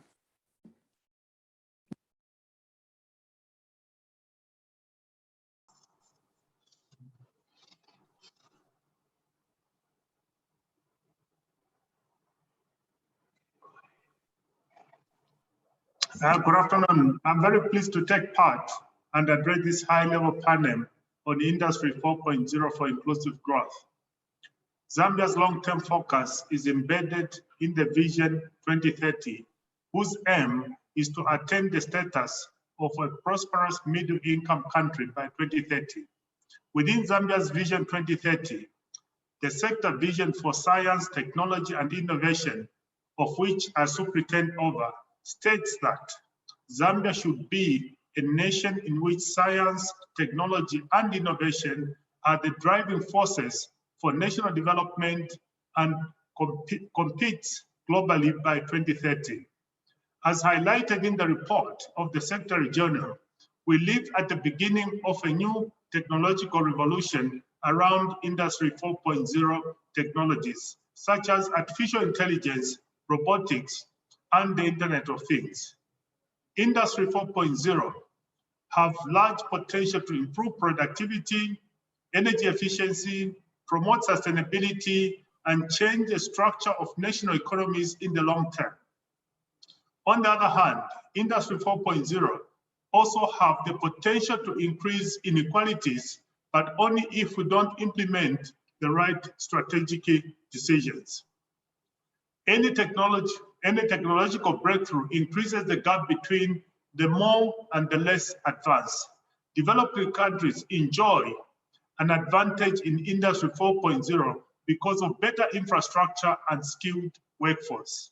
However, most firms in developing countries use only basic digital technologies such as email and social media. But at the same time, new technological waves increase the opportunities in developing countries for catching up. Some of the Industry 4.0 technologies like 3D printing create new opportunities for innovation. Providing the right kind of infrastructure for connectivity is key, as well as enhancing digital skills and competencies. This includes technical skills, but also generic and complementary skills. Capacities are normally learned on the jobs, so the right ecosystem of companies is required to make sustainable progress. The African context. As you know, we still have many challenges in Africa when compared with developed economies. Most countries in sub-Saharan Africa are less economically diverse, have a growing and younger population. More people are living in extreme poverty, larger shares of rural households, several gaps in infrastructure, including electricity and ICT, lower public and private capacity for domestic resource mobilization, and lower productive capacities. However, many of these characteristics could turn into opportunities depending on the policies adopted to harness the new technologies and reduce their risks. For example, poor infrastructure could result in more opportunities for leapfrogging under an appropriate set of rules and incentives. A larger and younger population has the potential for setting new patterns of demand and driving innovation if given a chance for building digital skills. And we can work together in the region to capitalize on the African continental free trade area to diversify our economies through regional value chains and also through using the region as a training ground for diversification towards new and more technologically oriented production. The technological gap seen today between the more advanced economies and many African countries is not a destination. We can change this picture if we strategically diversify our economies and at the same time provide digital transformation in our production sectors. Where are we as Zambia?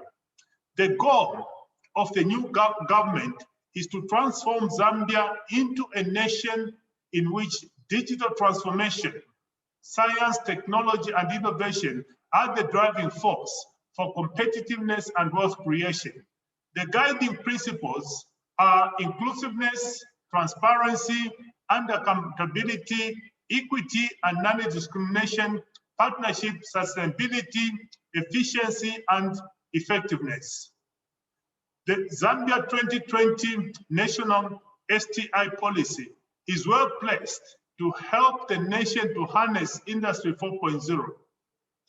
Two of the STI policy objectives are: one, to strengthen the commercialization, transfer, and diffusion of technologies, and two, to improve investment and funding of STI. Regarding the funding of STI, our national policy outlines several measures, including: one, increase grant research financing by local and international sources. Two, provide incentives to stimulate investment in research by the private sector and industry.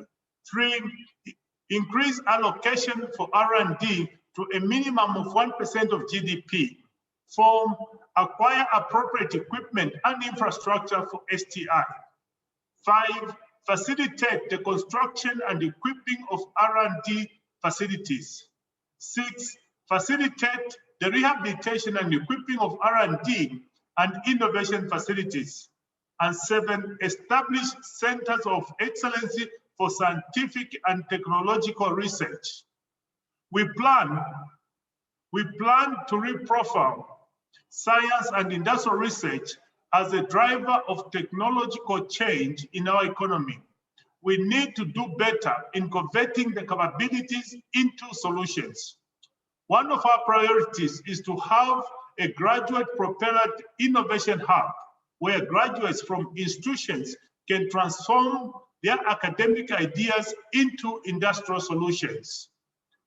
Human capabilities and intellect are abundant, but what has been missing is translating this into output. The government will implement policy measures and a legal framework to create the conditions for Zambian scientists and technologists to transform Zambia's technological landscape. Low-hanging fruits and quick wins are expected in certain sectors such as ICTs and fintechs. A key transformative process would be the technological upgrading of the mining sector, including the implementation of Industry 4.0 technologies. Given the decreasing concentration of copper in its ores, such an upgrade is needed to maintain both industry performance and the collection of public revenue. As recommended in the Science, Technology and Innovation Policy Review of Zambia, recently conducted by UNCTAD, a Zambian innovation agency may be an interesting proposition. It could support all forms of innovative projects emerging from startups or established firms, from rural communities, from universities, and from business corporates. Our international cooperation. Globally, all countries need a science, technology, and innovation policy appropriate to each stage of development to prepare people and firms for this period of rapid technological change. It is envisaged that Zambia's 2020 STI policy will catalyze and serve the aspiration of the country. The recommendation of UNCTAD STI policy review would help to bring into focus several key STI challenges. Zambia will need to forge and strengthen partnerships and international collaboration to facilitate economic diversification and technological dissemination and adoption by the manufacturing firms in our country. In this regard, I support the recommendations listed in the report of the Secretary General, in particular, the call for the international community to help our governments to design and implement national policies, strategies, and programs related to Industry 4.0, and support developing countries in designing and implementing pilot programs and initiatives to apply Industry 4.0 technologies in the priorities sectors. I thank you most sincerely. I'd like to thank you, Minister Felix Mutati. Thank you very much. I now give the floor to Ms. Doraliza Nyashimba, Under Secretary of Innovation, Research and Technology Transfer in Ecuador. Please, Ms. Doraliza Nyashimba.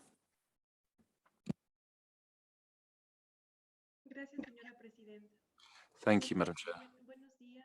Good afternoon to everyone.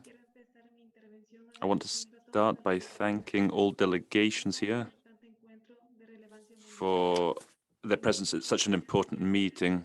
I'd like to thank the ministers, the academics and experts, organizations for all their time and work in this brief space of where we've discussed, we've exchanged experiences, and it's been great to study and hear about projects and initiatives that can bolster the global science and technology innovation ecosystem. Clearly, in the world that we live, where the problems are getting increasingly complex and affecting more and more people, that science and technology, finding new solutions, are our best tool for progress. The presence here sends a strong message. We need to improve all of these processes and show that the collective is worth more than the individual.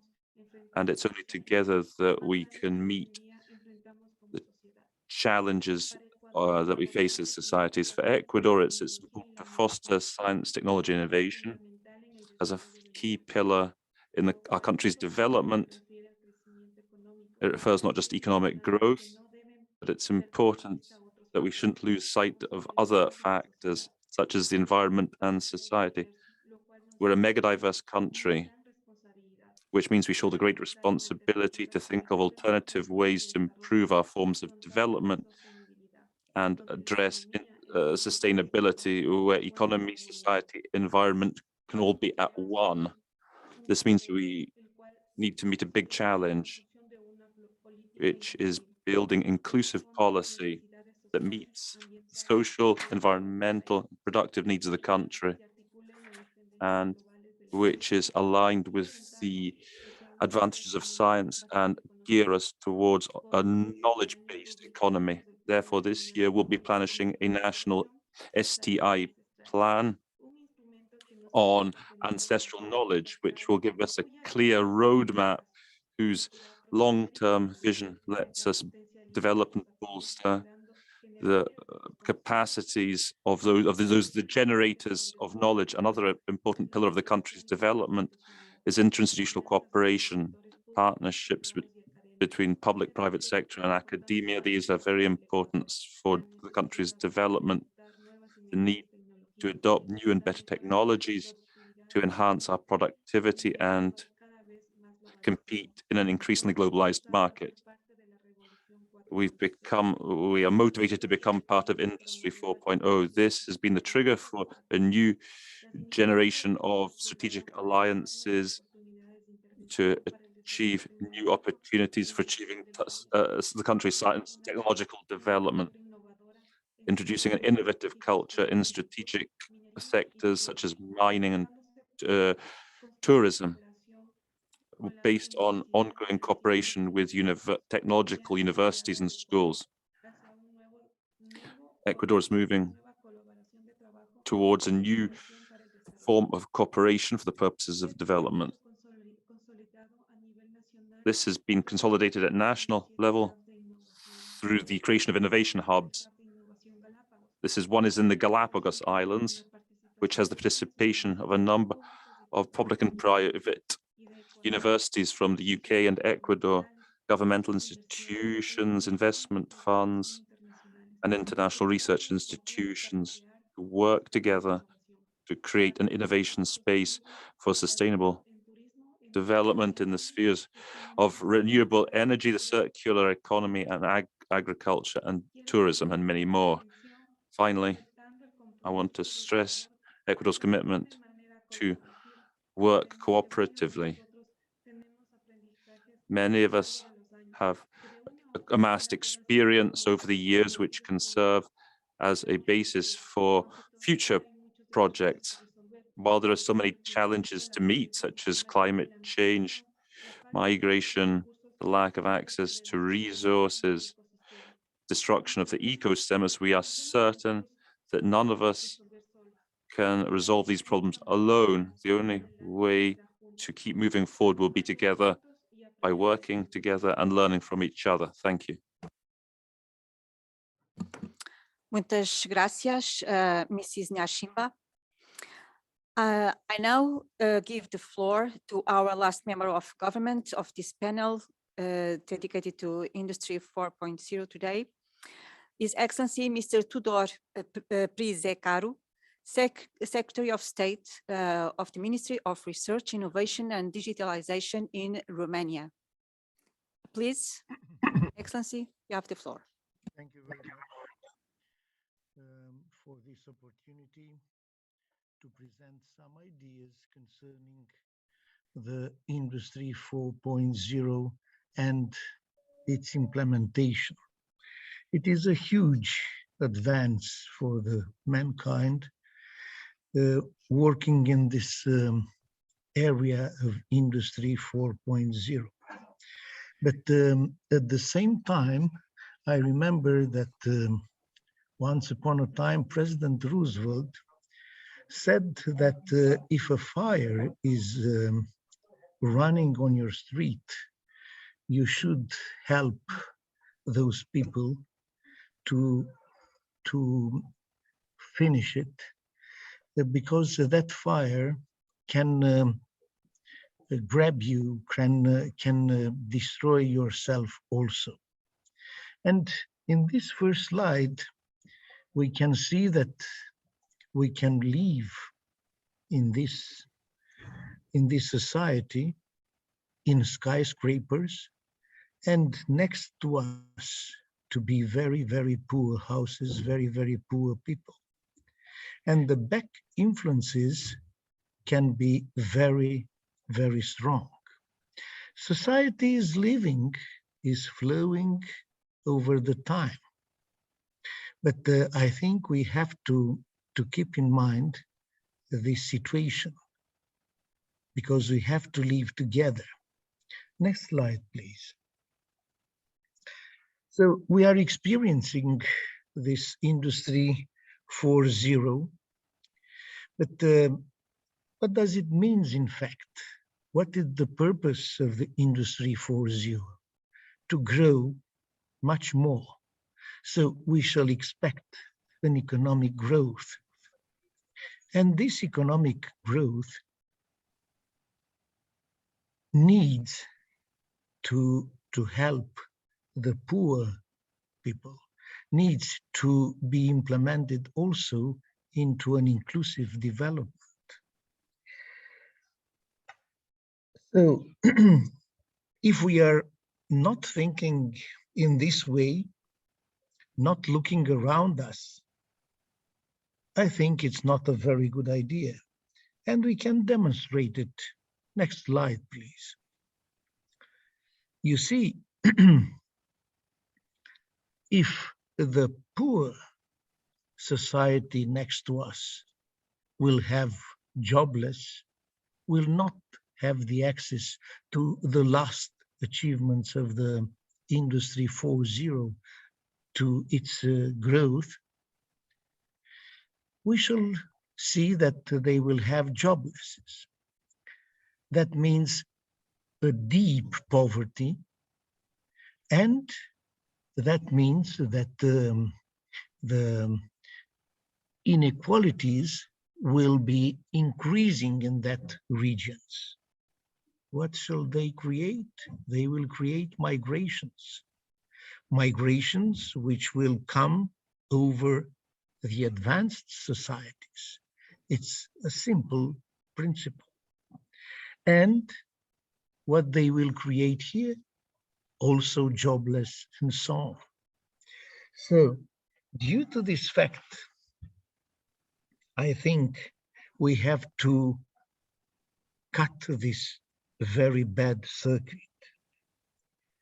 For long term, we have to look for very sustainable changes.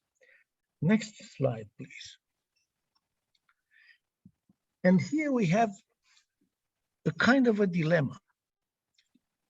Industry 4.0, all its content, it will create inclusive growth, but it should create also inclusive development. Inclusive growth, we can see there a lot of characteristics: skill development, financial inclusions, technological advancement, and so on. What does it mean, inclusive development? I think here we have to look to the definitions. And I think we can go to the next slide. You see, a lot of people, very well prepared, of course, tried to give definitions of this inclusive development. Definitions started to be very exhaustive. But finally, after the years have passed, we can see that only essential characteristic of this concept have been retained, and the name of growth occurred in the last one, because people understood that it's not possible to have economic growth without inclusive development. Next slide, please. Now, we can solve the dilemma of sustainable development by Industry 4.0. I think we have this path, inclusive growth and inclusive development.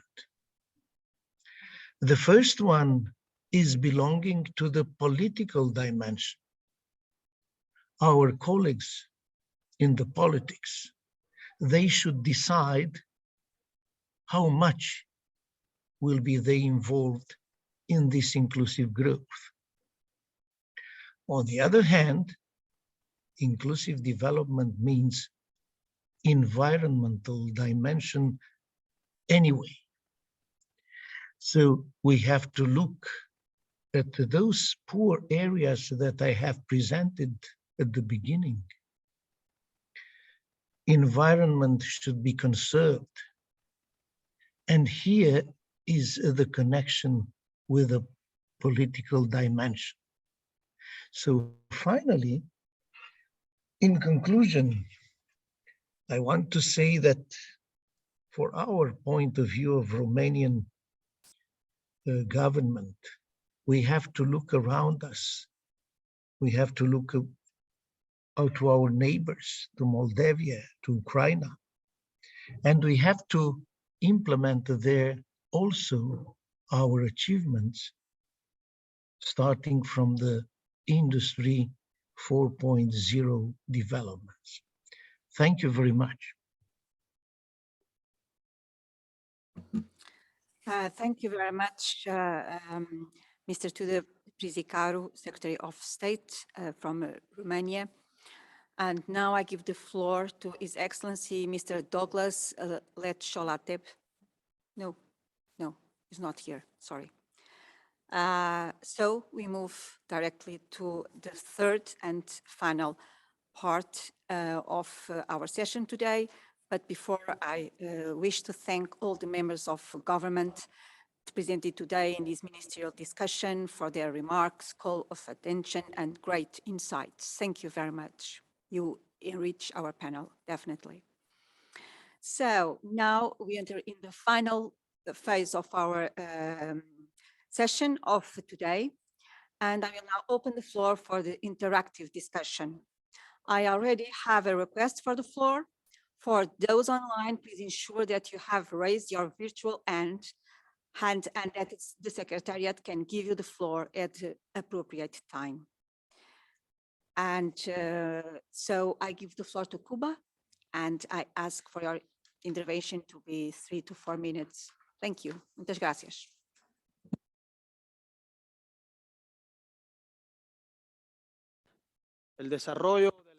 Development of Industry 4.0 is a chimera for many countries of the South that lack an industrial sector unable to assimilate scientific innovation and whose main resources should be destined chiefly to eliminating extreme poverty, hunger, and inequality.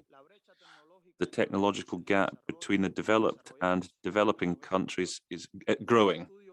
A study published by UNCTAD shows that 91% of patents for technologies of the fourth industrial revolution are concentrated in only 10 countries. Therefore, we must bolster international cooperation mechanisms in the field of technical and financial assistance, transfer of technology, and capacity building. We urge the industrialized countries to comply with their ODA commitments and provide new financial, additional and predictable resources to allow us to reach the SDGs without leaving anyone behind. The complex situation generated by COVID is coupled now with the application of unilateral coercive measures that violate the UN Charter and international law and hamper efforts of the affected countries to contain COVID and achieve the SDGs. For more than 60 years, Cuba has been the victim of the criminal, commercial, economic blockade imposed against my country by the US government. It constitutes the main obstacle to economic and social development of my country.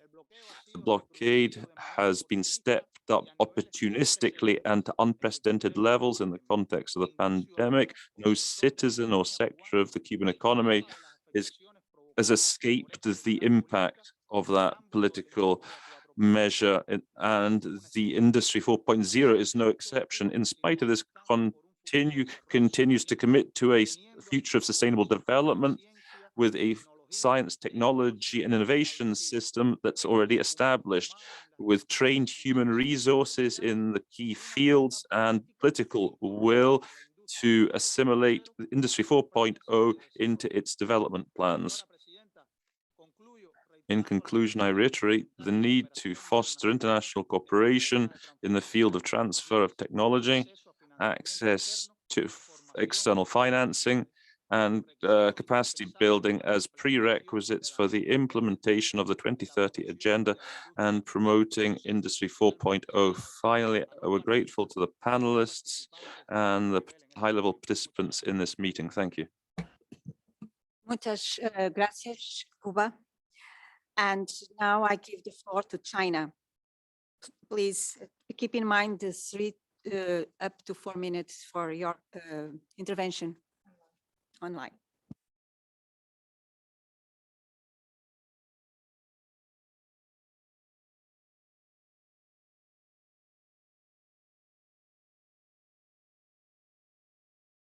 I think that you are unmuted. Yes. Yes.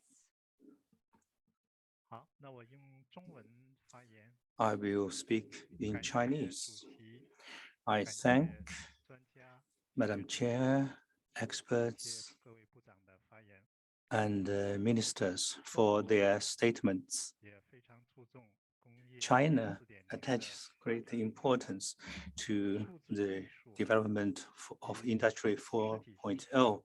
Digital technology and physical enterprises are being fused in their development in an accelerated manner.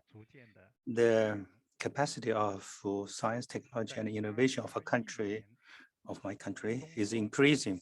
In 2021, the comprehensive innovative capacity of China ranks 12th in the world. The strategic science and technological force have been strengthened.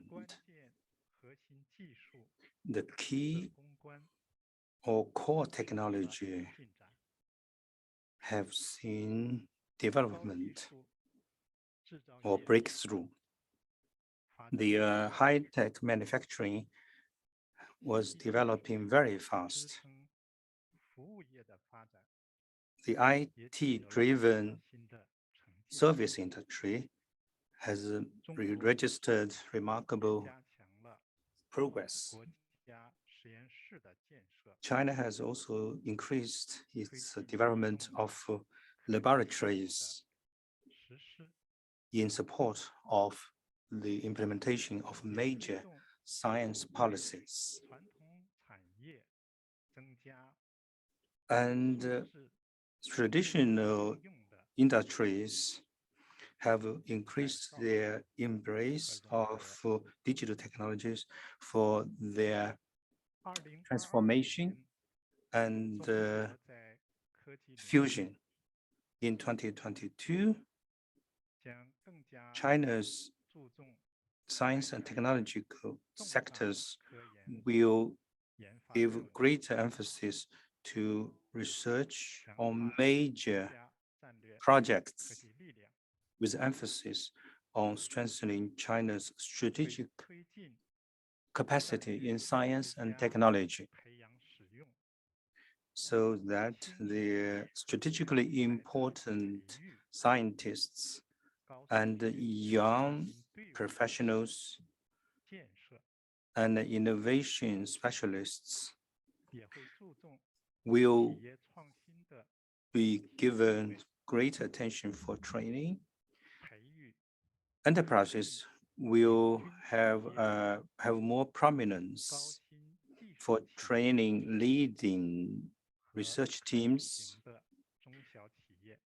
the high-tech teams, and SMEs of science and technological nature will develop greatly.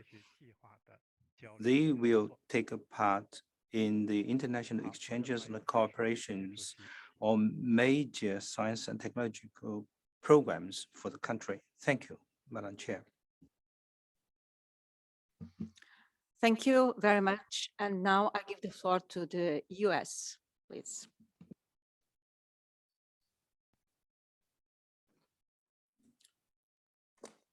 Thank you, Chair, for the floor, and thank you very much for organizing this very insightful session.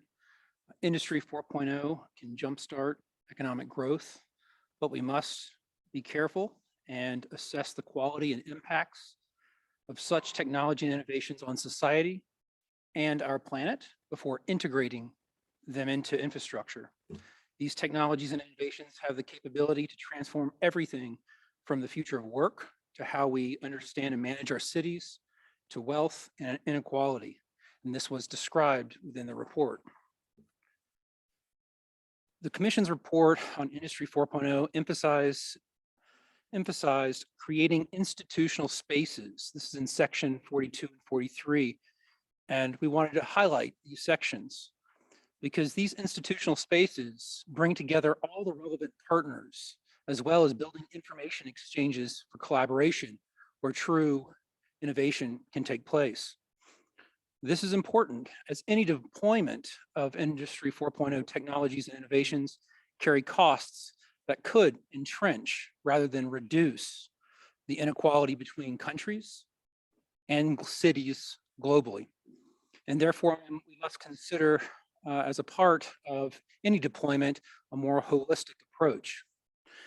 Our goal is to support those institutional spaces and create stronger networks between governments, the private sector, and academia, connected by shared values and a shared commitment to deploy technology and resilient infrastructure for the benefit of all people and the sustainability of the planet. There is no one-size-fits-all solution for these problems. Each Industry 4.0 technology and innovation and their initiatives will need to be tailored to the country and the community, specific to their own context. And of course, this context must have input from the residents, the local businesses, and community leaders. With the current pace of innovation, infrastructure built today may be hard to replace tomorrow. So it's also important to focus on the principles of interoperability, security, and resilience that are embedded from the ground up so that the innovations that come next are also open, affordable, secure, and resilient. So thank you, Madam Chair. The US yields the floor. Thank you very much, US. So it's 10 minutes past 4:30, so we are 10 minutes delay. I still have someone to intervene, who is Vladimir Stanovic from ITU. So please go ahead, but I think that you have only 1 minute. Thank you.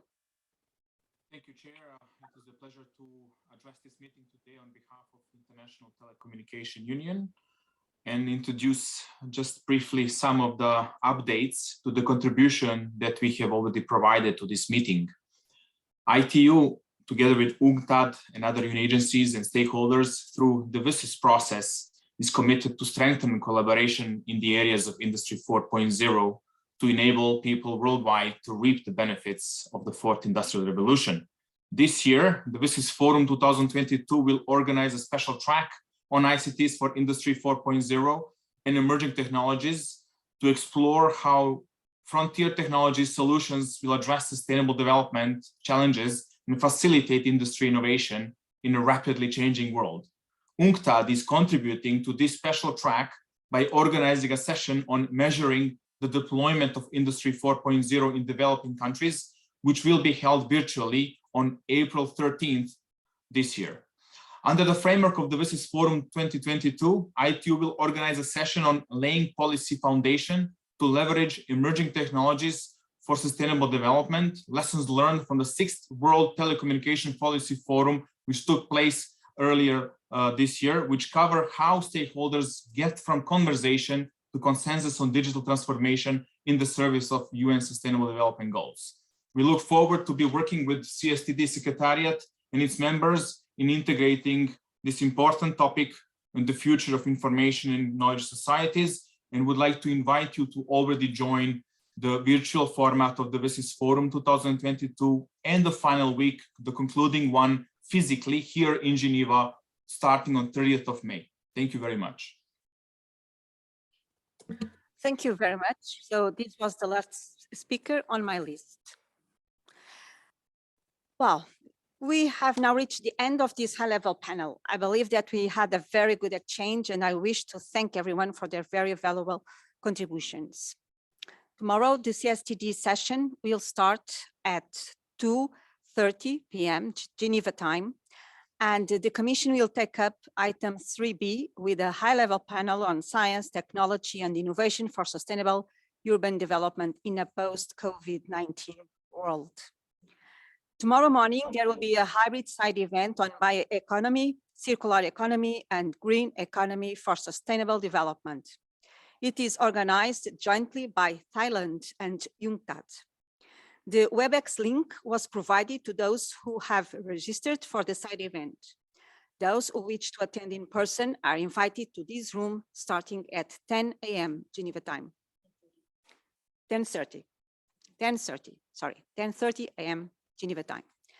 Please note that today, in approximately 5 minutes,